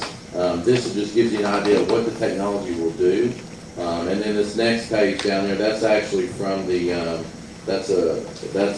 all the structures that this Quran is estimated to be able to hit. Now, some of these, of course, are barns and different things. They're not necessarily residences, but these scans are just structures. What's the color of the number? The strength of the signal. So obviously red and orange is a stronger signal. When you get into the yellows, those are lighter signals. So, and again, we don't, these engineering plans, we say we bank on about 80% accuracy. So we're not going to be able, we say we'll be able to hit 80% of these people. So if you look at the EMS tower, for instance, and it's pointing up and you see that it's hitting people behind it, that's called side load. We don't bank on that. It does do that, but we don't bank on it. So, but again, whichever way you all would like us to point it is neither here nor there. We're going to be able to make a substantial impact. How much of an angle this? 90 degrees. 90 degrees. Yeah. So the first quote I gave you guys, the 70,000 something, that was for a 360-degree coverage on a tower. So for the test, we would just put one remote node, and if you look at the prices there, again, for the test, we would just do one remote node, pointing wherever you wanted. We've got this at 0 degrees due north. It covers 90 degrees. So for 360-degree coverage, you just put forward 4 of the base nodes, which those are the first item underneath Toronto base node. Basically going up to add the other radios is just 3 more of those 13,000 radios, and that gives you a 360-degree tower. So the backbone and everything's already in with the hybrid wire system. Okay, question. Now, you've got the subscription plans here, so once this thing is up and going, does your company go out and solicit customers? Yeah, we'll be doing all the marketing. We'll be doing that when you all give us the go-ahead, we'll start ordering equipment. There'll be about 5 or 6 week lead time, and we're going to start marketing right then and there, depending on which direction you'll tell us to go. What if you don't have any base time? Yeah, that would be. I mean, yeah, that would be. I mean, how many people would it take to make this viable for you financially? 1 or 2. Like we don't have to like. Once we get down here, we get a system up. I mean, like the 9,000. If you do this, for instance, gold is our most popular package, so we'd have a break even with you all covering the radio and stuff. We'd have a break even with just a couple dozen customers because it's subscription, so we get, you know what I mean? So the county's actually paying you the subscriptions? No, we're covering that. If you look there, it says we're absorbing all the costs incurred for mounting equipment on the tower and all downstream costs. So these radios for like the customer dishes, those are $250 a pop that we'd be putting on their house. We cover that. The install, the wires on the house, the customer's router or routers, we cover all that. We're just wanting you guys to foot the bill for the actual Piranha equipment on the tower. And of course the hybrid fiber cable. Everything downstream and then upstream we're covered. You can go ahead. One more question, you know. Why wouldn't your company come in and get permission from the county to place this on one of our towers at no cost to the county? Because this is a private enterprise that you're Yeah. gonna charge people for. Yeah. So why should the county pay your company, a private company, to put this up? Yeah, that's a valid question. The same reason why because of the ARPA funds, same reason why Charter Communications is getting millions and millions of dollars to run. I mean, they've already been promised millions of dollars for your county, but they're not gonna take care of you. It's gonna be years before that fiber can be done. This can be up, we'll be installing customers in early November. I mean, once you give us go ahead, we'll start installing unserved residents right now, 250 meg plans. But the reason why is just because we can't afford, we're a small ISP. We can't afford to come down and just put it on all your towers. We certainly could do that, but it just, it would take us forever. We're trying to make an impact on your county, and it would just take a long The time. charter representative was here, I don't know, a couple, 3 months ago, and talked to us about an update. He said within 2 years, they would be done. Yeah. So not Of course 10. it is, yeah. Well, most recently there was most recently there was a bill that's pushing all the BEAD money behind, called Buy America, Made America, Buy America, which said that over 55% of all the fiber components had to be made in America. The problem is fiber isn't made in America for the most part. So all that's been pushed back. Now all these companies, including charters having to file waivers to get to release those BEAD funds because they don't meet the qualifications, because fiber, and that's not their fault. That's just when this legislation went in, they didn't realize that all the fiber was made out overseas. So, but like I said, we're gonna, before they even start hooking up their first new passing, we will already have hundreds of customers hooked up, because this is just much cheaper to deploy, it's much quicker to deploy, and there's no trenching, engineering, feasibility. They're gonna have to, there's all the environmental planning they have to do. This is all using existing structures, so there's none of all that. So yeah, they say 2 years, but they're also telling Shelby County 2 years, they're telling all these counties around here 2 years. And unfortunately, it's impossible to enact it. I have a question. You said you guys cover everything downstream as far as the satellites, the routers. Mhm. This says, just take gold for instance, $80 a month, round up a cent. Yep. What does it cost when you sign up for this plan? I'm sure there's an install price. $125. So it's $125 to install and say $80 a month. Yep. And that is $80 a month. That is not $80. That's not $79.99 plus tax, service fees, equipment leases. Our customers pay $79.99. That's what Plus they pay. $125 in the Plus, yeah, then that's a one-time fee. We don't charge it, and then we guarantee all equipment. If the dish gets struck by lightning, we replace that. The dish, anything happens to any of the equipment, we take care of it. We don't charge service fees. We don't charge to come and make sure that our customers are happy. That's part of that $79.99. Has your company, or the company Tarana, have they ever offered to come in and do a test? They're actually, do a free test instead of an obligated test?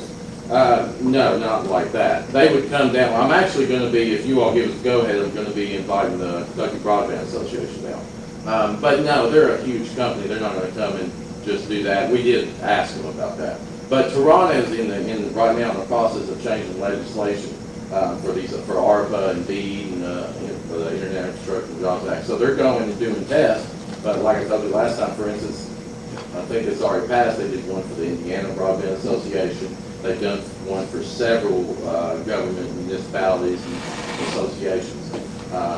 But I doubt that, they're going to just come down here and do a test. And when I asked the question, they were like, I don't know if we're going to get that done. But I mean, it's a hard sell. Yeah. We're hoping people subscribe. Yeah. And My question kind of would answer that. So, if we were to give you the 20,000 to do your test, and it's success, gets off, everybody signs up, success. For us, as a county, to get our taxpayer money back, you decide to go stay here, if we lease it entirely, you have to pay for that. Franchise. Yes. Percentage franchise, each month, we borrow money. Yes, we have to build, our thing is we have to be able to recoup that 20,000 back for us, That makes sense. you know. Is it 20,000 or is it 20? That's what both of them had together. No, that's 20, he says they're gonna spend 9. Yeah, And again, that's only a 90-degree. that's just one, it's just one, that's Shooting corridor. one little direction. So if you do great. Yeah, but they're all- You pay more where you put tires all over this county? Let me, so if, when this does great, we will, but this 9,000 is for a test. So when we actually deploy a tower, it's gonna be a whole lot more than that hour cost. This is to backhaul, we're gonna backhaul from a current network over to here. So this is for that. When we actually put up a tower, we're gonna need a fiber backbone, we're gonna have to get a fiber line ran to somewhere, and then backhaul that through the towers. So, Who pays for that? we will pay for that. We will pay for all upstream in that. We're just asking for, to use ARPA funds for the Toronto equipment. And I would also be happy to cover all this and show you how well it does, and then you all reimburse us for the 20,000. Because we are very confident in the product. We're also confident that it's gonna be profitable for us. I'm not worried about that whatsoever. Our current network has grown as much as it has, just word of mouth. Because once we get the word out that I live in the country. I mean, I have to dodge deer down my driveway. I know what good, reliable internet means to me. Well, could you settle for, the county give me permission to use our tower, supply it all? No, that wouldn't, we could, but we wouldn't be able to do it in any sort of time frame. We could do, we could do this, put it up, and then, but it would still, we would be Spectrum and Charter then, which we could do, but it'd just be years down the road. We're just trying to serve the whole county as quickly as possible instead of doing it by piecemeal. But we can, I'd be happy to come down here and do that, but it's, like I said, I'm just trying to do the most for the residents as quickly as possible. Otherwise, if we're just doing it by piecemeal, we don't have billions of dollars like Charter and AT&T and things like that, so we would have to just do it by piecemeal. I got a question, too. Up where this tower is located, on point north, there's some extreme topographical hurdles. Yeah. In that area. Mhm. And if I was Byron, and I really needed internet for like home business or whatever I'm running, like, well, I'm gonna get the platinum plan, that's most 250 megabytes per second on, download. When I've been reading through your stuff here, and, at 9 miles, like on this one, it says they got 100 megabytes per second, non-line of sight. Look, so if you buy the platinum plan, you ain't gonna get 250, you ain't gonna get, and a lot of it, so I don't wanna be, not to say that you're. No, I understand. But This this could be misleading, you pay for 250 plan, it doesn't mean you're gonna get 250. People that are on top of the hollers get 250. Yeah. At the bottom get none. You get none, and that's, and this is, with that being said, I don't really know, I'm questioning this line of sight thing, because if you go around up there around Little Mountain and stuff, and you think, how many people in their house can see the EMS tower? And I think that's when this, if you can see the EMS tower, then I think this is where this internet option is going to be a good option for these people. But if you can't see the tower, then you might have internet, but it'll be so slow that you might as well not have any internet. And what I was, I had Viasat at my house, and that was a joke. But the thing is, it's like, I know a lot of people around here that like Starlink and stuff like that, as long as they can see the sky, man, they're rocking and rolling. And I know the Starlink, they're waiting list, it takes a while, and this, that, and the other, but I wonder really how many people with these topographical extremes that we're gonna face in our county, how many people, you can get on the internet, how many people are gonna have internet that is worth using? And if you're gonna point this thing north, they're not gonna market to residents that's outside of Spencer County. So I think it's gonna void the results of your test if you're not gonna be able to see how many people you can hook onto this thing in the full 10 mile where this thing shoots. And I think these are all legitimate concern. You know, some of this talks about 600 megabytes per second and 570 megabytes per second, you know. But, you know, that was at 9 miles, so we got, you know, if you're right on top of the thing. And, but not a lot of people are gonna be right on top of it. Probably 85%, 90% of the people are not gonna be line of sight. And I'm just, you know, $20,000 is pretty expensive for a test. And if everybody comes back and says, well, you know, yeah, I got internet, but it ain't worth the crap. I mean, have we pissed away $20,000? The question I have, and Mike made me think of it, so if you pull up in my driveway in my house and you can test and all I can get is 50, you won't sell me platinum plan. We don't do it. Yeah. We do not have contracts, so we have to keep our customers happy. We're not gonna come down here and do contracts, so we have to keep our customers happy. We're also an ethical company. We're trying to give people like ourselves affordable, high-speed, reliable internet. To answer some of your questions, this data that you're looking at factors in LiDAR, and it's also uses software that's registered with the FCC. So it's an approved thing that's also filed with the FCC. So, like I said, we judge about 80% that we can do what this says, but it's pretty darn accurate, and the FCC requires it to be so. However, to answer, I mean, that's a great question. We are not going to come out and hook somebody. We don't do it now. We don't hook people up to platinum plans if they can't get platinum plans, which our speeds are currently much lower than these, but we just don't do it because we can't, we're not locking people into a contract. They're just going to leave. That would be silly. Look, correct me if I'm wrong, and I'm not into broadband business, but, you know, I've had that. I was going to answer your non-line of sight question too when you're done with that. Yeah, but like, let's say you go with the silver plan, say, look, you know, here where you live, you're down in the holler, silver plan, 50 megabytes per second download, 10 megabytes per second upload. I mean, I think even you would say that is not much. I would far disagree. I run my business from home with about 20 right now. So the internet works in bursts. So unless you have a building with 10 people downloading stuff all the same time, you're not going to use up 50 mega download. That's a lot of speed. Because even a 4G or a 4K movie that you're downloading, that's up to 8 megabytes, and that just happens in a millisecond. It just every once in a while bursts out 1.8 megabytes.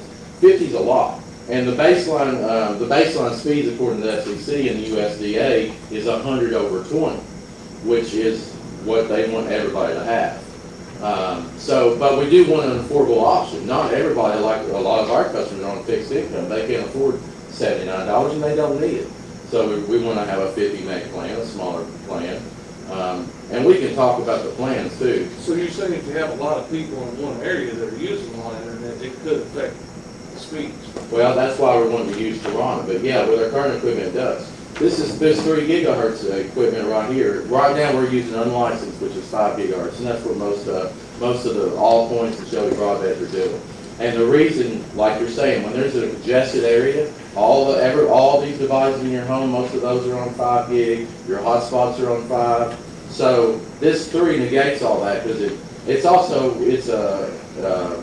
are you familiar with CBRS? Okay. Well, it's licensed spectrum. We're not using unlicensed spectrum. That's another reason why it's so expensive.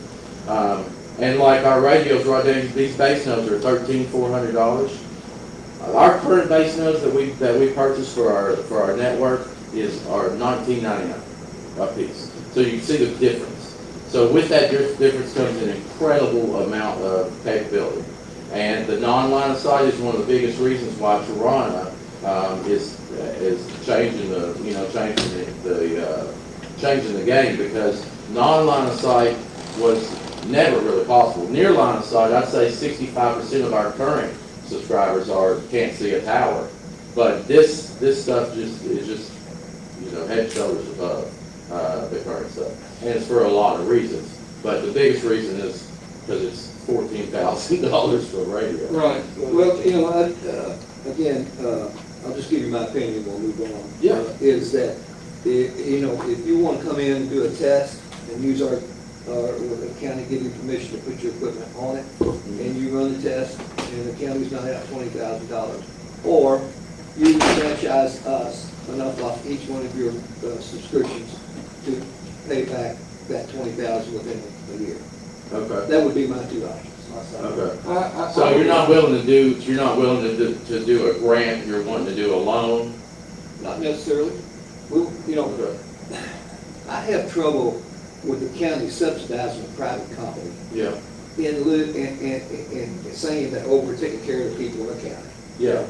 You're a private company, and we do it all the time, and I don't think it's right, you know. Legally, I don't know, but Well, I kind of agree with Jim, and the main hang-up is like, you know, if you wanted to do a test and say, look, here's our test results, it works, you come back, you know, but you're asking us to hang, you know, hinge $20,000 of taxpayer money on nothing that has been proven in this area is hard for me, and that doesn't get you, it's just hard for me to swallow, to give up $20,000 taxpayer money for nothing that you can say, yes, we tested it, it works.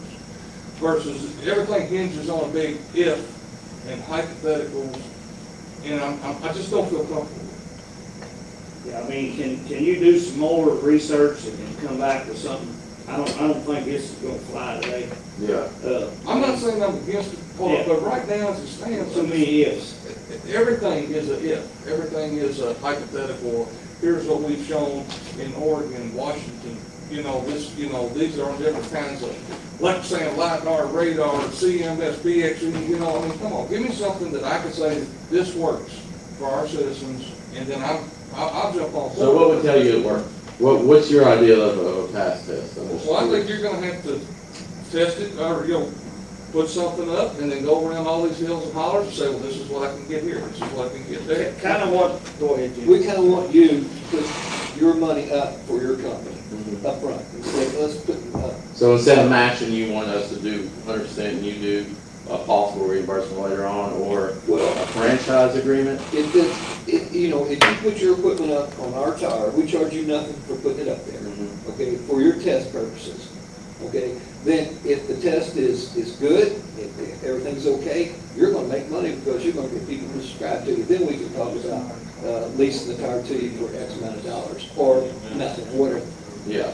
Okay. I think if you're a good company and you are doing well these other places, this might sound a little harsh, if you don't have 30,000 to put up for the test, I don't have a lot of faith in you.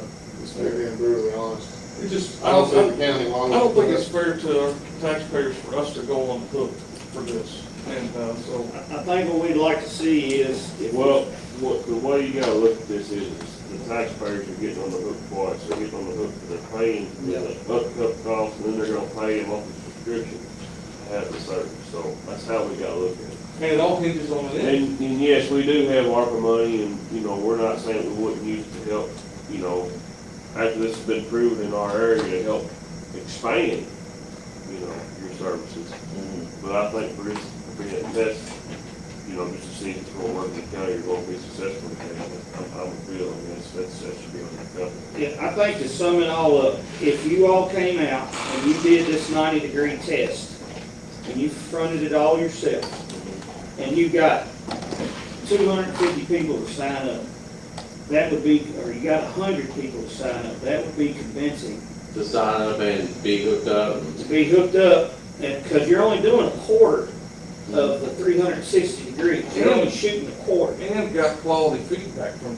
And then you wanted to expand that all the way around 360, because that tower pointing this direction is another, I mean, pointing south is a lot of folks that don't have. Yeah, towers of the lake on there, yeah. You're right, a lot of people, but if you. It's just not the best tower for the lake, but yeah. Well, or, you know, find you a place, if this ain't the best, find a water tower, whatever. We're going to have a heater tower up at the road department. This one we're talking about. That's the one that we looked at. Yeah, that's. We were calling it the EMS tower. FCC calls it the Spencer County Tower. I thought that's the one we was talking about. Yeah, it's one up at the road barn, but anyway, if you, kinda like Will said, if you all could put up 30,000 yourself, and you get 100, 200 people hook up that are tickled to death with it, I mean, the last court devoted money to expand broadband, that would be expanding broadband. I think then we would be more favorable. But I'm kinda like Michael, it's too many ifs. Yeah, I'm all about having We wanna expanded help, broadband, we're not saying we're not gonna help you. but I gotta have some proof in the pudding. We want people to have broadband, and this is an option, but, show us. I mean, I'm, like I said, when Mike started, we can put the whole thing and do a test. I think getting 200 people hooked up, that pushes the timeline back a little far. What I would actually like to do is we could pick out some houses too, once we get it up, and you could say, hit this. Because it's a test for us too, and it's a gamble for us. Even with these prices, we'll be paying as much as you all are going forward, because we've got backbone and all that stuff we've got to put in here. So it's a gamble for us, but we've been following this, and we're confident in this technology, so we know it'll do. Otherwise, we wouldn't have. But yeah, I can come. We can do that. I've got I guess we can talk about later. I'll have to. Yeah, see what your higher ups with the Toronto company, what they'll do with Well, it. Toronto, they're a vendor, so they're not gonna, it doesn't work like that. Like, they're out trying to change things, like, they're out doing tests, but they're doing it for, governments and, the Broadband Association, stuff like that. This is, we can, this will be all incumbent upon us. Yeah, just, give us some more proof that it'll be successful. That's what we want to see. Okay, well, that would take getting on that EMS tower and putting equipment up, and I can start ordering. Is there things anything now. that we need, if, let's say they're gonna do their test, they're gonna front their test, is there anything that we need to do as a board to give them permission to use that tower? Well, we need to have Chris here. We need to have the EMS to make sure, we're not gonna mess up anything we currently have. Right, make sure there's no interference. So we need to get past that, and then we can, Have some sort of. Yeah, we would need a lease agreement with the tower. Yeah. correct, yeah. That's something we have to do in the future. And as far as franchising, we have to get attorneys involved in that. That's outside of our wheelhouse. So I've never even heard, I don't even know how that would work. But it makes sense, and I get it, y'all are trying to protect your citizens and your taxpayer dollars. Well, it's like our garbage haul, we get a pretty good franchise from them off each customer, just to, Yeah.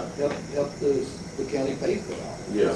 It's the same thing. Well, That makes sense. Well, Scott will talk to Chris, we'll try to get things moving on our end. If you all want to proceed with trying to do your test, we'll try to get that lined out, and then if we get a good test, then we'll cross all the other bridges when we get there. Yeah, we'll stay in communication. Can I get a liaison? We want to ask about that too. Just go through Just go the through you. judge's office, Okay. and then, because, the EMS director works for us. Everybody answers to him. Yeah, I get it. He's hard to get in touch with sometimes. Well, we're there. Brittany's a good one. Brittany's always We're there. All right. So, but anyway, all right, well, we appreciate you discussing that with us. Sorry to put the morning around. Hey, that's, So, but, I know he appreciates what we gotta do too. no, I do. Yeah, and I think we all have the same goal, and that's to help people out, so. All right, well, thank you. guys. Next, and we're going to get on through here, animal shelter drawings. I couldn't approve this because it was over. But for us to get the animal shelter started, I had talked to Steve Clark about this. And Steve Clark is fine with working with us as long as we have the proper drawings to suit. My plan is that he'll oversee the construction of it. So we're good to that, but we need, Walters, if y'all remember was here last meeting, had an example of what a building would look like, but that belonged to Walters. It didn't belong to us. But for the $4,000, we will be paying to get drawings that then we can give to others, that others can bid on. The drawings will belong to us. And it'll be what we want in an animal shelter. So that's why I had to wait. Look, I agree to do this, but I think, we need to put in there that they'll provide us with at least 6 copies Okay. So, you know, it doesn't cost them much to run a copy of. Yeah. That way we can advertise for bid and Yes. bid it out and hand a copy to And I know the last one that they brought there, it wasn't quite exactly, it was real close, there was some addendums that some people It was wanted to just make. a prelim, but they took in everything they said. Yeah, so I guess we need to, I mean, I'm for this, you know, we just need to get them to bring one back to us, we'll approve this is our drawing. preliminary drawing back, Yes. and let us okay that, and then go with it. Yeah, or make whatever changes we want. Yeah. I thought that's what we did last time. We told you that. Well, I think we just need to make those changes. We made some. But we need to see a preliminary drawing, or make sure they've got everything there that we want.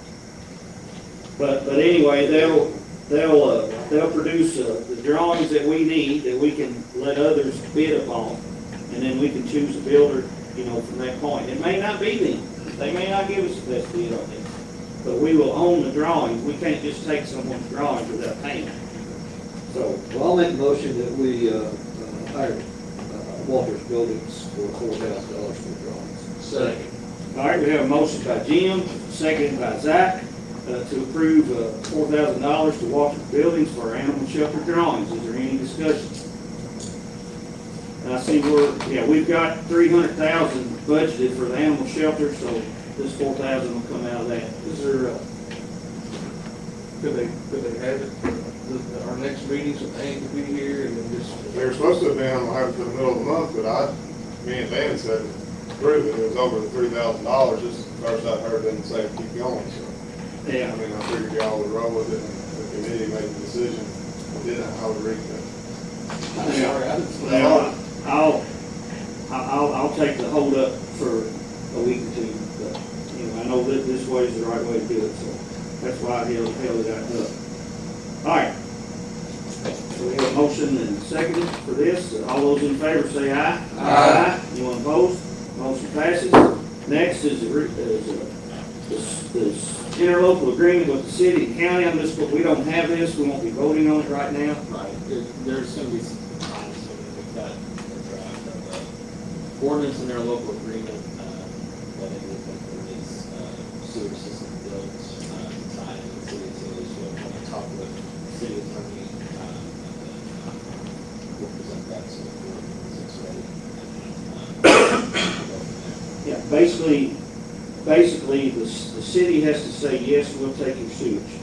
And we gotta have it on paper. Otherwise, building a sewer line out in the county won't do us any good. That's where it has to go. So we have to have an interlocal agreement with the city to get all this covered. So that's what that is. We'll do that.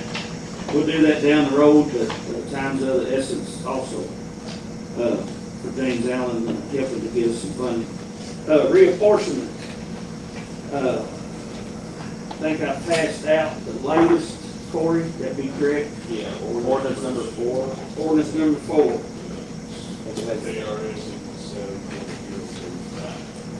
Yeah, it has the, package passed around, that's the boundaries for Yeah, that's the Districts last 1 through 5, so based on what Kip had at the August 21st meeting. So, but anyways, since this is a drastic change, we couldn't just do it with a motion passing or even a resolution, so we have to do it by ordinance. So, I guess this will be the first reading of this ordinance. Typically, you have to read a long ordinance, but does anyone have a question about the general extent of what this is? Really, just title and summary probably suffices. Ordinance pursuant to CARA 67045, it's amending and adopting the reapportionment committee's report. Kind of details, typically, you got to keep it within the compact, contiguous, equal population as possible. There was change, General Assembly approved the change to allow this process to begin the 3rd year after the census, given the COVID delay in getting census results, and then also last year with the primaries, so there weren't redistricted primary maps. Goes through that, and it details the. When would this, after we, I guess, if we pass this ordinance, that's what we should make a recommendation for the districts. Deliberate. For this year. Yeah, basically, we need to do the first reading today, because our 60-day window will be up right after our next meeting. I think right before, Yeah, special call meeting. I know that's a dirty word sometimes. Limited to that purpose, yeah. Yeah, we may have to have a special call meeting, so we stay within that 60-day guideline, but anyway, today's just the first reading. We don't have to vote on this today, just have to present it to you guys. Does someone have to read that legally out loud? Title and summary, but Or is good. we hit the high points on Okay, it. cool. And then if approved at the second reading, there's got to be posted in the paper, and then any citizens wishing to challenge it can bring that challenge to circuit court within 20 days of the adoption. Was this computer generated, or did somebody hand type it? Just, is there, is there? The descriptions of each district? Yeah. Kip did it, didn't it? Kip did that. But this is based off the changes that we made at the past meeting, right? I just wanted to see if there was a human error factor in there, if this was computer generated, or it should be exactly what's on the map, or. This is kind of, this is hard to read. Well, that's the way a lot of leads and bounds descriptions are. It's just, you know.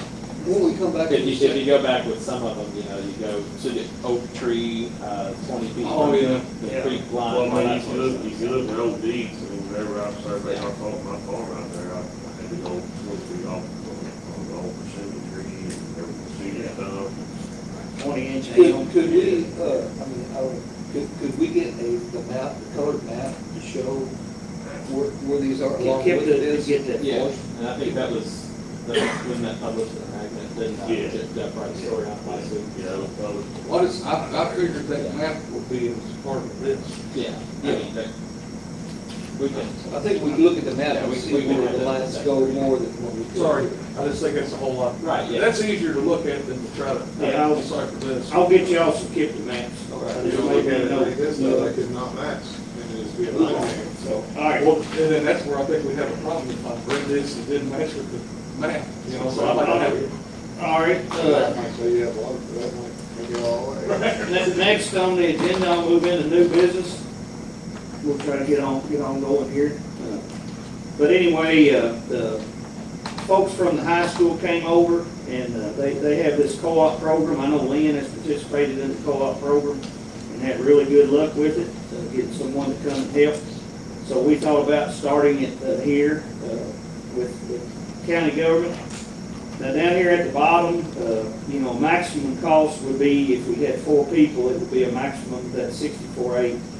And then I kind of put some notes here that any of these folks could, like student 1, it says floats. Each of these, student 3, 2, 3, or 4 could float. But it is part-time, maximum cost is $64,800. Total of up to 4 people, you know, at a time. And Corey, I wanted to come up with an ending time. I know the fellow that helped Lynn last year, I think he worked until college time. Worked until graduation, May. Okay, till May? Okay, all right. So we probably need an ending time, I guess. I put July 31st, but maybe we need to put after graduation. Maybe we can put May 31st. But anyway, I just wanted to present this to you all, to see what your thoughts on it was. I think it's great. I think it's a good idea. I think it's great, I think especially shows kids that have some interest, that may be interested in staying and working employed, and being involved in Spencer County, government of Spencer County. It's a good way to start that partnership and that relationship, you know, I mean. You know, with 4 people, we could pick the litter up on every road in the I county. know you just gotta say that. I think it's a good idea. I don't know how the floating will work. I had a kid that co-ops for me, and their order has to match their line of sight. They do something at the school now, not Yeah. like when I was in school, but you got a plan and your job's supposed to match your plan, and that's what you do every day. Well, they told me they really they stress flexibility. And I agree with you, what you're saying, Will. And they gotta be on our workers' comp. Yes. People I had a workers' comp policy, you know, Yeah, they would be part-time, your costs would maybe be pair more, but you know, they wouldn't have the insurance or the Fiscal card, but then, but anyway, you know, again, a maximum of up to 4 people and a maximum cost of that till May 31st. So do we vote? Yes, we do need to vote on I'll it. make a motion. Did the school have, so for each of these departments, or whatever, did the school provide any requirements of the department heads in terms of the supervision, like do they need that? they just send you a packet. Reports, or- It's real brief. Just says that you're liable for this person from this time to this time. And literally all we would do is sign that we accept responsibility from A to B. That's what I had to do. But yeah, they have their own transportation. Now when I speak about flexibility, I ask about the hours. Because, you know, if we had one working at the road department, they close at 3:30. And they would be flexible around the hours. They could not necessarily have to come at 11. They could come when school starts, and then they could work until right after lunch, and then go tend to their school, needs. Instead of doing school and then come to us to work, they could come to us to work and then do their school. They would be flexible with it. I call off his phone, 11 o'clock, he gets out. Yeah. So, I make a motion that we approve this, 4 people, 4 students for this co-op program, at $15 an hour, Part-time. part-time. Second. Have a motion by Zach, seconded by Jim, to approve the co-op program for up to 4 part-time workers. It costs $15 per hour. Is there any discussion? All those in favor say, Well, not to keep interrupting, I feel like I'm talking. no, you're good, Corey, one here. Will this have to be posted, or are we posting this, or is this just going to the school system, or? I don't think we can take it to the school system. Well, I think they may send, Lynn, do you interview folks? Or they just- Yeah, see, I think we'll interview. They'll say, Do we need to here's, include the equal opportunity language on that sort of stuff in there as well? Disclaimer. you're determined.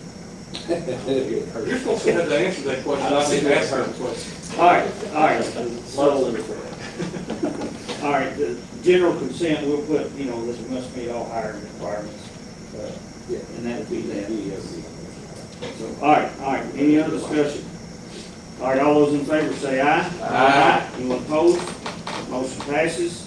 Number 2, I have the sheriff vehicle storage lot. I was told to wait on this. No, they're gonna change. No. Again. Brittany has spoke with Rob Brown with Keiko since that earlier thing.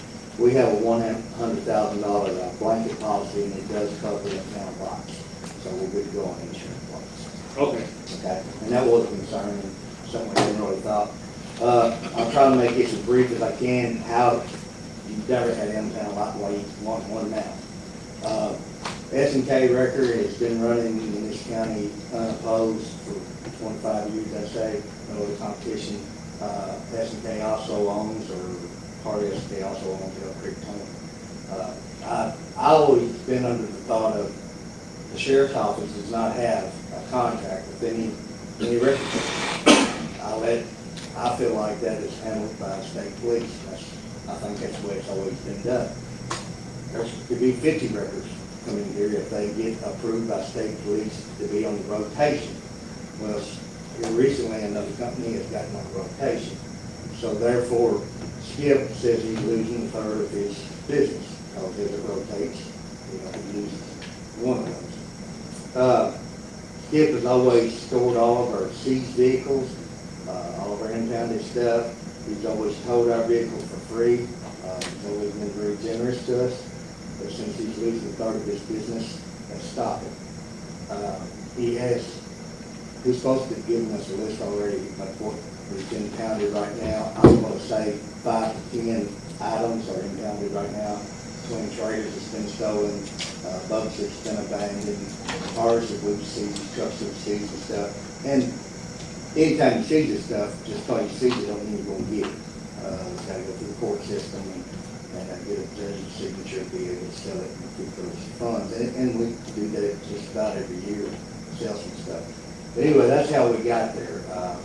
Skip has offered us a lot, that's down on this street, on this, just behind where the dog living place is, for $800 a month. I think that's pretty high for an impound lot. We've got the ground behind, Dollar store. Dollar store for the, on behind where the dog shelter would be, or animal shelter would be. We've got one bid in here of $17,000 from Sept Fence Company. And Skip has never charged us for daily storage. If he did, it'd be a huge amount. He has agreed to give us around 2 months to try to get something settled and figured. He's not gonna back charges for stuff that he's been holding on to. I mean, he's held on to some vehicles for 3 or 4 years for us. No charges for that. I think he feels like we, or me, should say designated our towing service, and that's that. We don't have contracts with anybody, and you know, when we arrive on an accident scene, one of the questions I ask somebody, you know, for a talk with us, do you have a preference of record? I don't care. Okay. Then, and I've instructed my deputies to do this too. Do not call, send me an SNK, send me a record. You know, even before we had SNK head competition, I always said, do not ask for a specific company unless the person's car being towed asks for a specific company. Some people want to say, well, I've got AAA. The car's sitting in the middle of the highway, blocking the highway. I'm not working on AAA. AAA might show up in 5 minutes and they show up in 5 days. That's the way it is. And if the vehicle's off the roadway, and the roadway's clear, and they want to wait for AAA, I don't care. I don't really care who hauls it. So that's kind of why there's no way we can pay daily storage fees and stuff and continue to recoup money to buy equipment and stuff, just like the $70,000, you know, we get on the trucks. You know, that's where our money comes from. A lot of times, not only just cash money, but vehicles and items that seized that we're able to sell and we put that money in our account. So this is a $17,000 bid from Sept Fence Company. I think he said it'd be like November before they could do it. Like everybody else has got things to do. But we're asking for the county to supply the gravel to go under this lot. And eventually, this is not a promise, eventually I would like to try to put a building inside that lot also, because sometimes we'll have a car fatality. You've got to, you know, protect evidence from the weather and stuff. So we'll need a place to put stuff. Until we have a building, we'll probably continue to, you know, use SNK or another company to store the vehicles inside, you know, protect them. When you're seizing stuff, you've got to keep that chain of evidence going. And there's going to be policy written on this. It's not going to be load up and take off. See you later, put it in a lock. It's going to be the deputy, that deputy or another deputy is going to follow, keep that car in his sight so we can continue to chain it. We process by our evidence technician, just like any other evidence, and put it in that lock. Any questions? You say a lot, you're talking about the lot over here. What, No. Are you talking about a lot behind the dollar store? Yes. We the county put in a lot behind the dollar. So that's what the fence was quoted on that lot Correct. back there. Correct. Good. Great. Yeah, but did they see the site, or they just, you Yes. told them the Yeah. dimension? They went out there seeing the site and said, look at it. They met with Scott, Andrew, and myself. And all That was that. it. Yeah, and looked at the site. There's going to have to be some. We gotta get us a dozer. I think we're ready to get a dozer, Jim, I'm gonna push that big pile of rocks over. You know, There's a grader back there. that grader won't push them rocks. Not these. It won't. They're massive. No, I got the grader back here because they're gonna start hauling creek rock. And they're gonna make the road We're going to start that. Monday. The 11th. Well, that's ours, we didn't know who's going to happen. Yeah, Monday the 11th, the creek rock. But anyway, back to this, we met out there and there is plenty of acreage there, you know, our animal shelter will be behind the dollar store, and then there'll be dozens and hundreds of feet, or hundreds or more feet, even more. And then there's plenty of room to build an area of 350 feet all the way around. So, but, you know, 100 or 75 square, or, 100 square would be 400 feet. But something that size. You all have this in your book. This is a proposal from Skip. Yeah. Should have been in your book. And I got it. It's on page 72. Page 72, yeah. It wouldn't take long to pay this. Right. So are you gonna collect storage fees? I have researched that and sheriffs are not allowed to do that. That's what I was getting at. But can we? Well, that's changed, Walt got that changed. We can do that, that's not something I really want to look into. He got legislation changed. Okay, so they've got, They're projecting to make like 250,000 off of that kind of stuff. well, I know that, But I mean, I guess what I'm saying. this is mainly just for evidence, we're not looking to become We don't want a to. co-lot for every wreck. This is It's gonna- mainly just gonna be procedures and evidence. Right, this is gonna be for stuff that we need to preserve evidence So wise. traffic accidents, they would take those to their They take respective There's those the lots. go second lot and all that, this is just, Sometimes we make traffic stops and the deputy will think, that, you know, I think there's drugs in this vehicle somewhere. Well, they've always, get to take them in and held them, and some of my guys get a little slow sometimes, and I put out, I said, you know, you seize the vehicle, don't seize it just because you can. Seize it because you really have a legitimate reason, and then you've got 3 days to get the process, or let me know why it's being held up. And that's basically bring the drug dog in, or search, get the search warrant, and go through the vehicle. You know, don't abuse the service. We've been extremely lucky, and I want to compliment Skip and his company for what they've done for the county. I'm not upset with him whatsoever. He has been fantastic. He talked to deputies, vehicle quit, he go out and get it and then charge us a dime. Well, the man's got to stay in business. So that's how we've crossed into this bridge. And we really, in my opinion, we haven't really been doing anything wrong, but not as proper as it really should be for evidence wise. Well, let me ask you a This question. will clean it up and make it a lot better. Just for the meantime, because I mean, none of this stuff happens overnight, can you legally award a contract to a towing company? Say if you I want don't to do think it. so. I know that the way that, now that they did it 2 ways in Bullock County, and one was is that the county had it set up where if you was a record agency that was within Bullock County, then you could sign up to be on the list, and they had it written out in their agreement with the county that each run was this much. The stuff that, you know, your storage fee was gonna be this much, and then, you know, and then once the county started doing their own thing, and then now the city has their own out there, then you, let's say you have S&K and Oak Creek and this other guy, then we could draw up an agreement and say, well, these are the 3 people because they're Spencer County owned businesses, they're on the list, and if they tow anything, if it's a wreck, it's this much, if it's recovery, this much, if they take it to their lot, the storage is this much, and they agree to those terms. And then whenever he calls and has an incident, then dispatch would pull off of Spencer County's list in order. You know, if they don't answer, they go to the next, they don't answer, they go to the next, and then. Well, that's kind of how it works here now. Yeah, I just but wanted to- generally, the right way to do it is having an agreement set up through the county, to do that, because we would be the ones that would be paying that, you know. Yeah, would you like to speak to, I know he's a fellow that also has a service. it's EJ. Yeah. I'm EJ, I'm EJ Towing, which just started out here about 3-4 months ago when I got on the location through state police.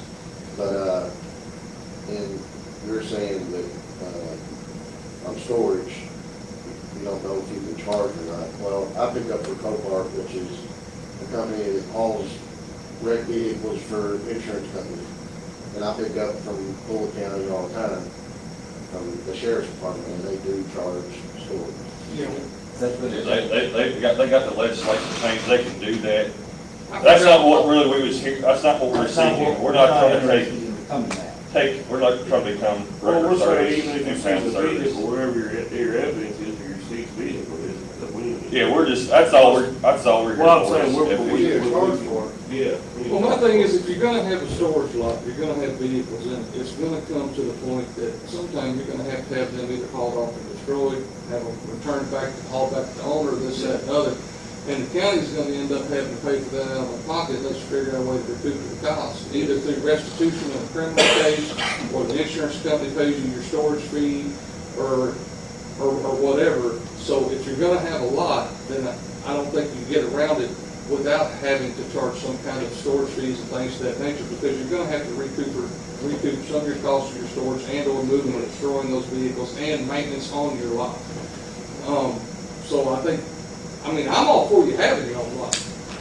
I really am.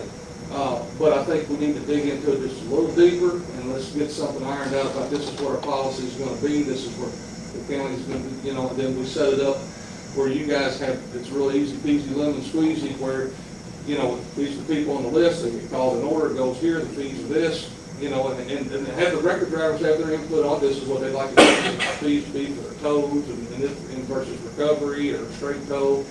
And then you might have increased storage fees based off of whether it needs to be stored inside or whether it needs to be stored outside to cover the cost of the building and things of that nature. And, you're gonna have to, and generally these lots, it's always a good idea to have some kind of video surveillance and and so there is gonna be some exuberant cost here that through fees, us as a county, we want to try to offset. Needs to be lodged. I really do think that this is going to be a necessary evil, but part of it is it's going to person cost, and we need to talk about the fees and things, and set it up the right way to start with, and then that way we're not backpedaling. Right? Well, I think what we're looking at today here is to vote on putting this fence up. Fence lot. Period. And then all that, what you said is good, that can be hammered And out. I agree with that. Let's get the fence up. I've got the right policy, and I've always been this way. If y'all want to look at policy, it makes it just, How big a lot you looking at? Huh? How big a lot is it? Was it 175? I believe that's correct. Huh? That's right. Yeah. I think it's 24. We can 24 go ahead and gate. get the lot started. I agree with you 100%, we got a lot of stuff to do. But we're gonna have to have the lot sooner or later. If I can just get the stuff stored in Skip's buildings now, out and put in this lot, that's gonna relieve an immediate need. And then we can still set up all these other things that I agree with. I mean, we have to hunt a place. I mean, we got no other choice. We're gonna be, if we can't do it free anymore. But, if we go with Skip, he's $800 a month, that's nice, $600 a year. In a year and a half, we have a couple of years, we can pay for the fence. But anyway, and then, of course, he's gonna charge us $50 to put cars inside. And then, of course, he's gonna start charging $125 on our county runs and $250 on the minimum for an ambulance. Of course, we can work on that after. Yeah, right. Because we need to negotiate with him as well as you.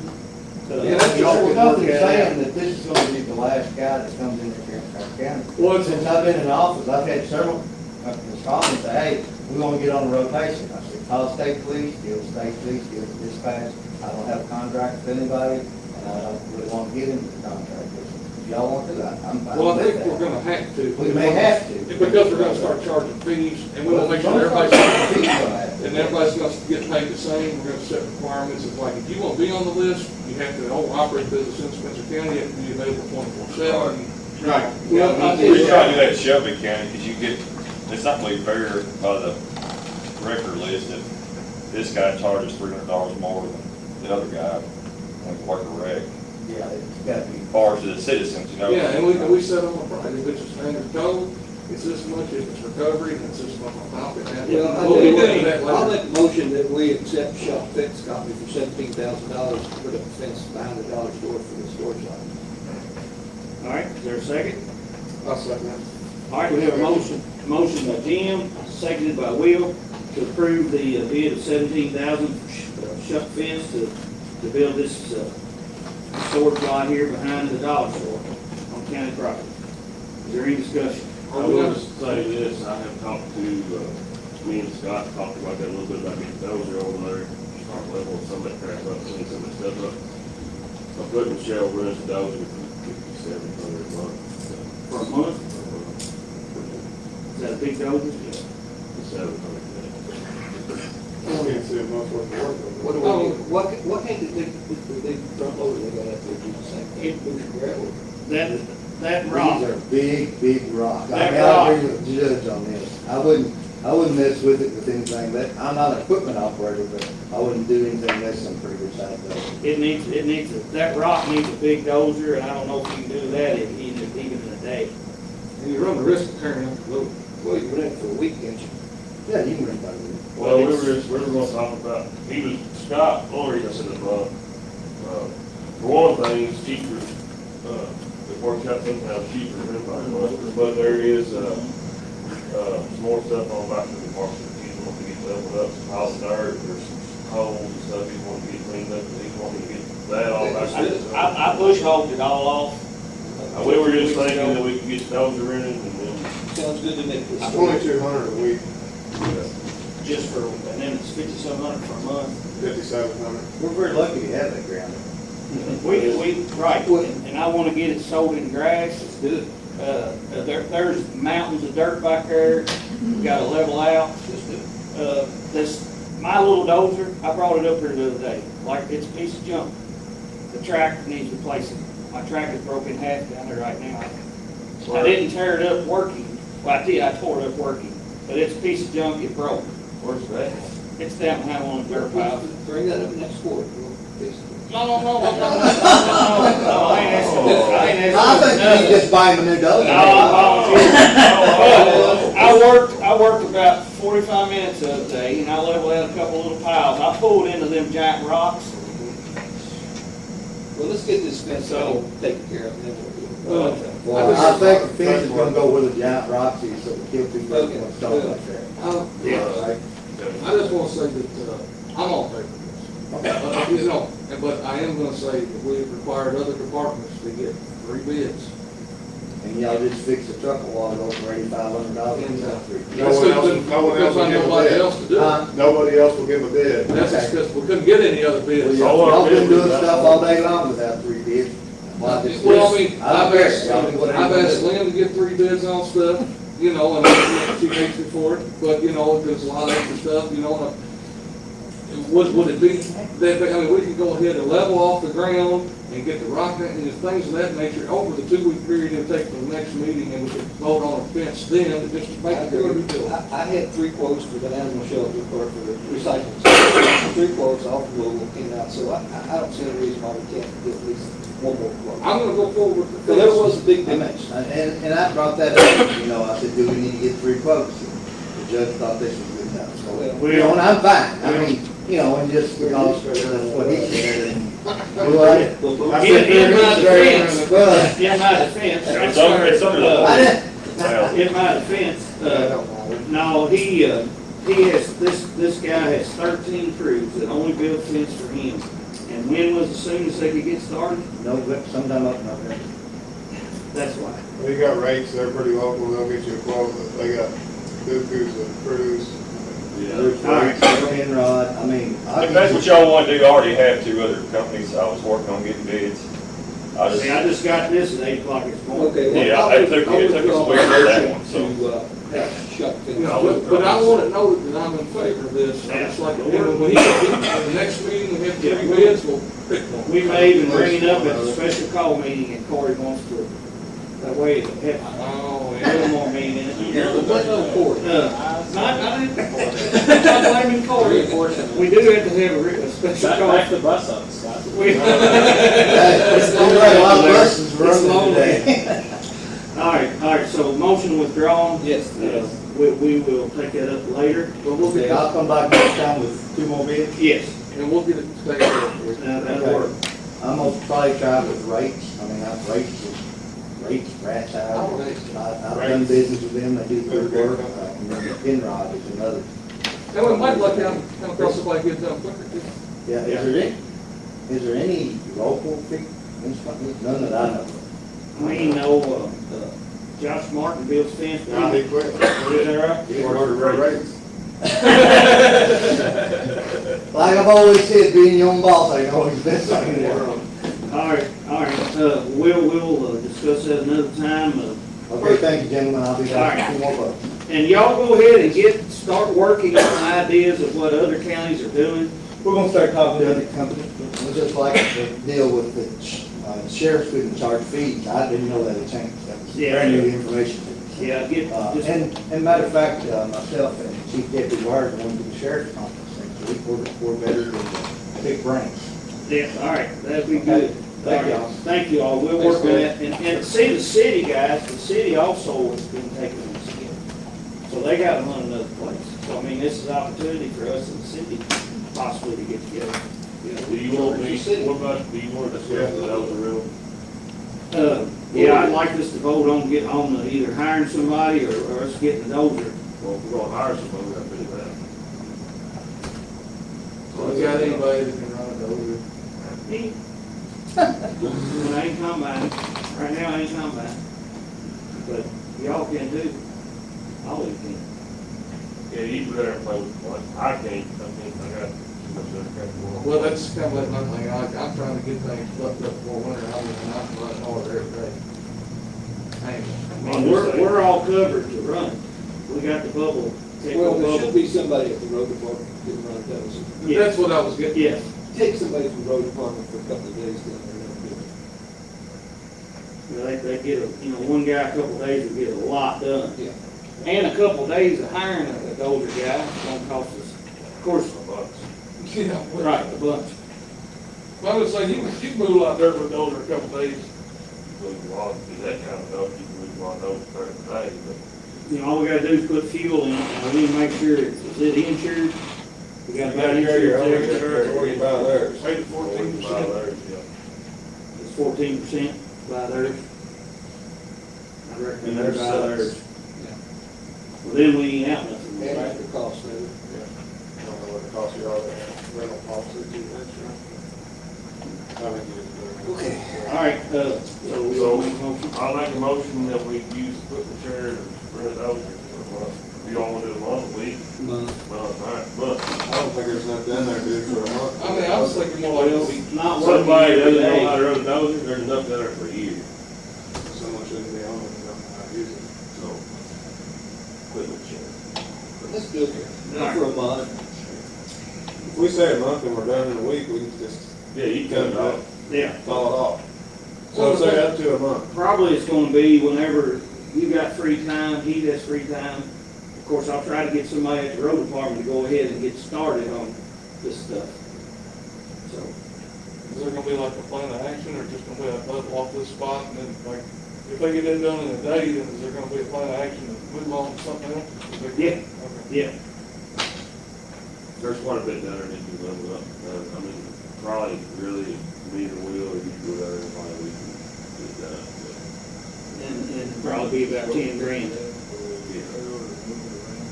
They call They it. got a trailer. They'll unload it, we'll put fuel in it. I wouldn't bring my stuff in there for us. Well, I'm getting at, do we have the equipment to where if we wanna move it and use it on a county road somewhere or another, No. we want it? Well, we do, but we don't, we won't need that. We're in it. big dozer. The concrete, I'll tell you that, the concrete stuff that we're gonna level up right there, me and Will hauled in a lot of when we were talking about ALS. Are we gonna pick it up all? Tear it off for sure. To here? I think they're gonna charge you like $3.50 each week. The delivery, if we got a low boy trailer or something. I get, yeah, we can get them to pick it up. Yeah, that's what I'm saying, I mean, let's say $700. Okay, we all want to take action. I'll make a motion. I have a motion to rent a dozer from, we already got that, didn't we? Yeah, you second. Jim Second by Gene. All right, so now we. Up to a month. Up to a month, Yeah, yeah. up to a month. And we pick it up. Then we pick it up. We haul it and then we, get their insurance. Right. All right, any discussion? That's what we've been doing. All those in favor say aye. Aye. All those opposed, motion passes. Personnel policy, where we put, the devices in vehicles, we needed to include that in our personnel policy. Corey, I guess we just need to vote and take action to add this, and then it's good to go. That'd be section 7, at paragraph I. Yes, on page 74. Yep. We need to add that. We have, I thought I only had one in the box. I gave another one out this morning, but I still got two in the box. But anyway, I'll get those two put out, and then all of them will be out. But anyway, we have to include this in our policy. And the notice will be provided to people using the county. Yeah. Yeah, everyone has to sign off. Speaking of that, we got a bill out, we sure installed one, phone call back yesterday. All right, well, I'll make a motion that we add this language to our administrative code. Second. All right, we have a motion by Jim, seconded by Zach, that we add this language under section 7, letter I, to our policy, personnel policy. Is there any discussion? Section 7, Yeah. subsection B, jailer, EMS, coroner are exempt from this policy. Oh, they had the sheriff's office.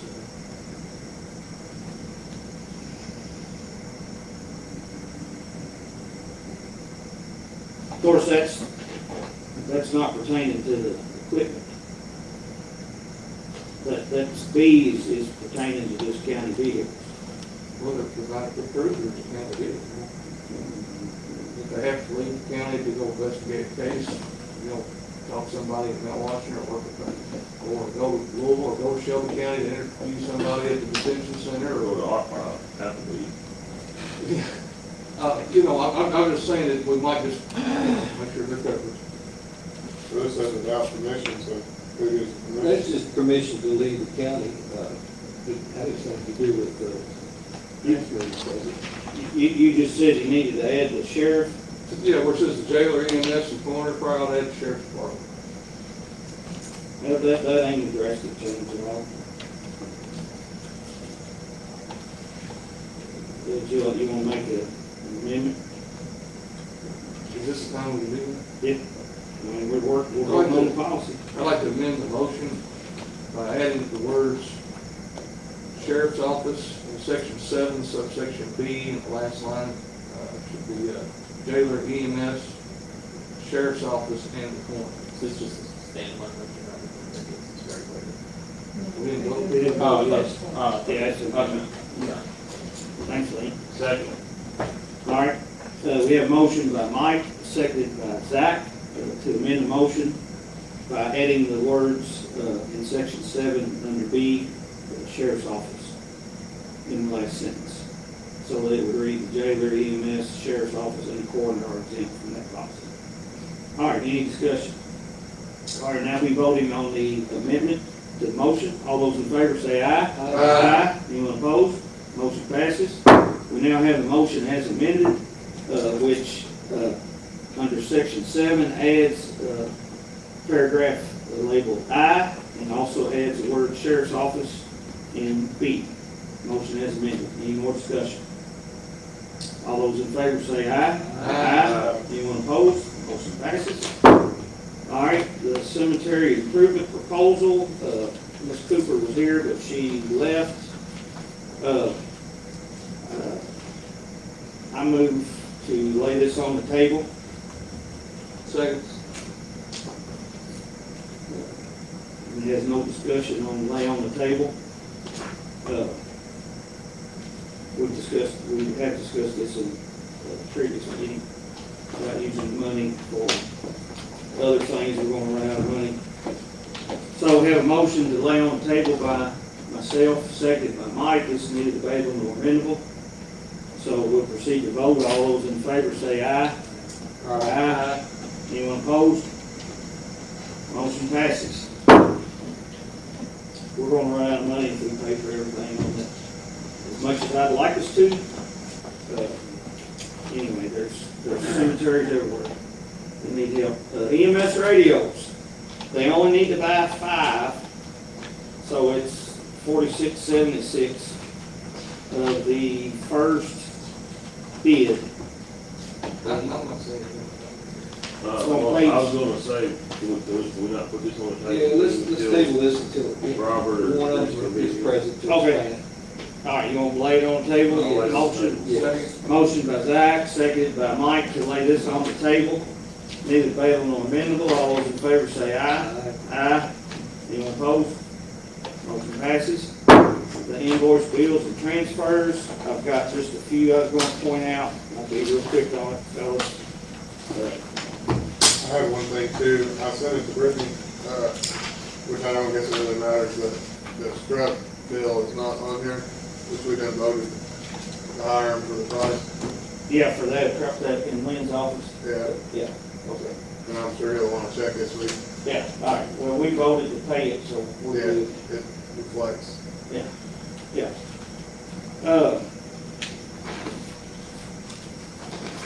I want to point out the, on page, can't read these darn pages, 86, up there, that pro trainer, low pro conveyor, we're gonna get reimbursed with that on those crumb rubber grant stuff. That's something for the recycling, but we'll get that back. On the next page, you see the EMS generator of $27,837.50. That's also on the grant, I think, Doug, wasn't it? That's from the previous court, I think. Got that generator at the EMS. It was a FEMA. Could have been, but it's something prior to us. I remember, I think it was. But they finished it up, and so we gotta pay the bill. On the next page, you see all that gravel down there? That's about $16,600 worth of gravel that we put on our county roads that are gravel. Just want to point that out. The next page up at the top, there's where we bought those tires and tubes, and then we had to fix the one.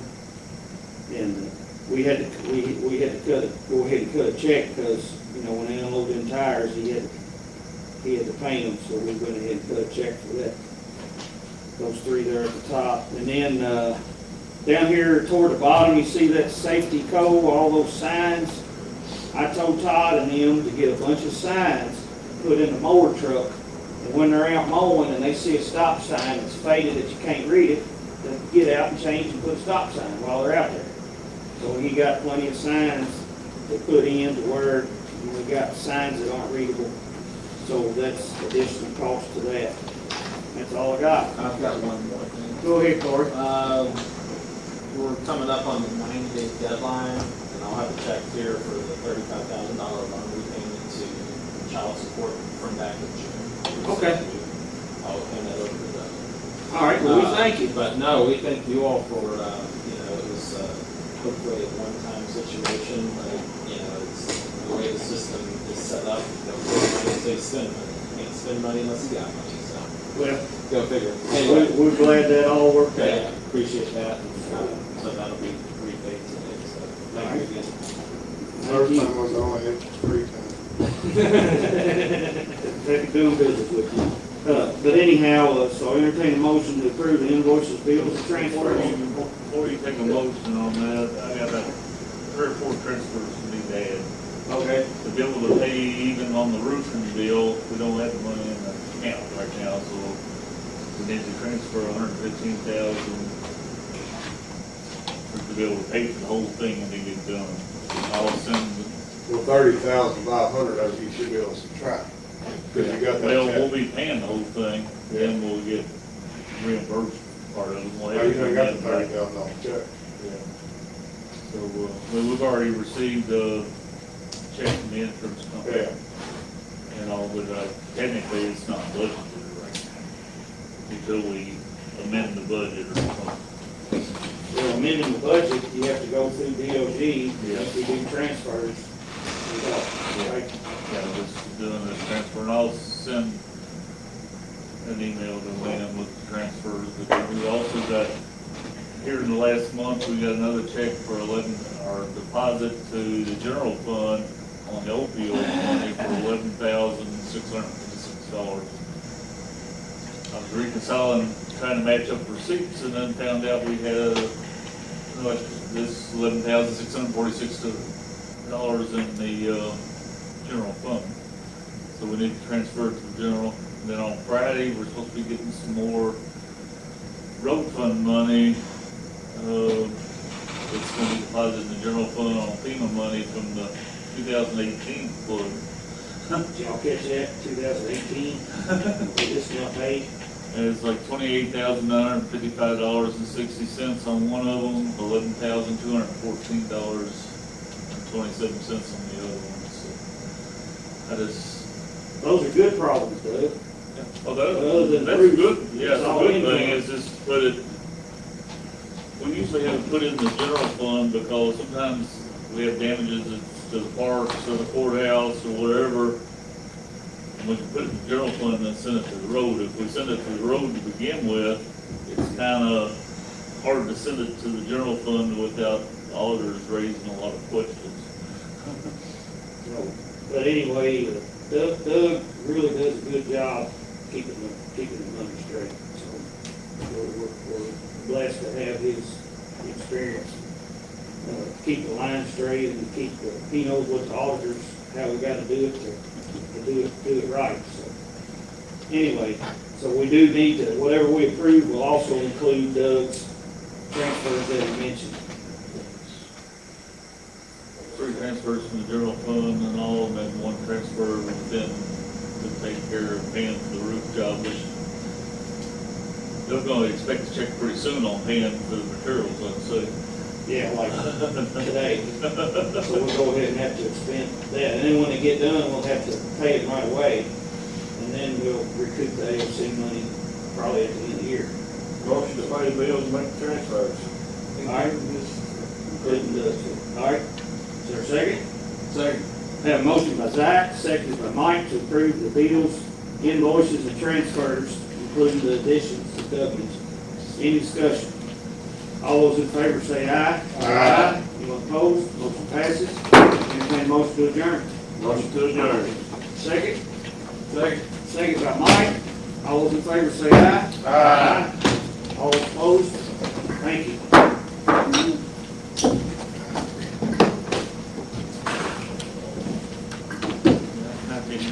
But I know we didn't put in the transfer on there to do this 115,000.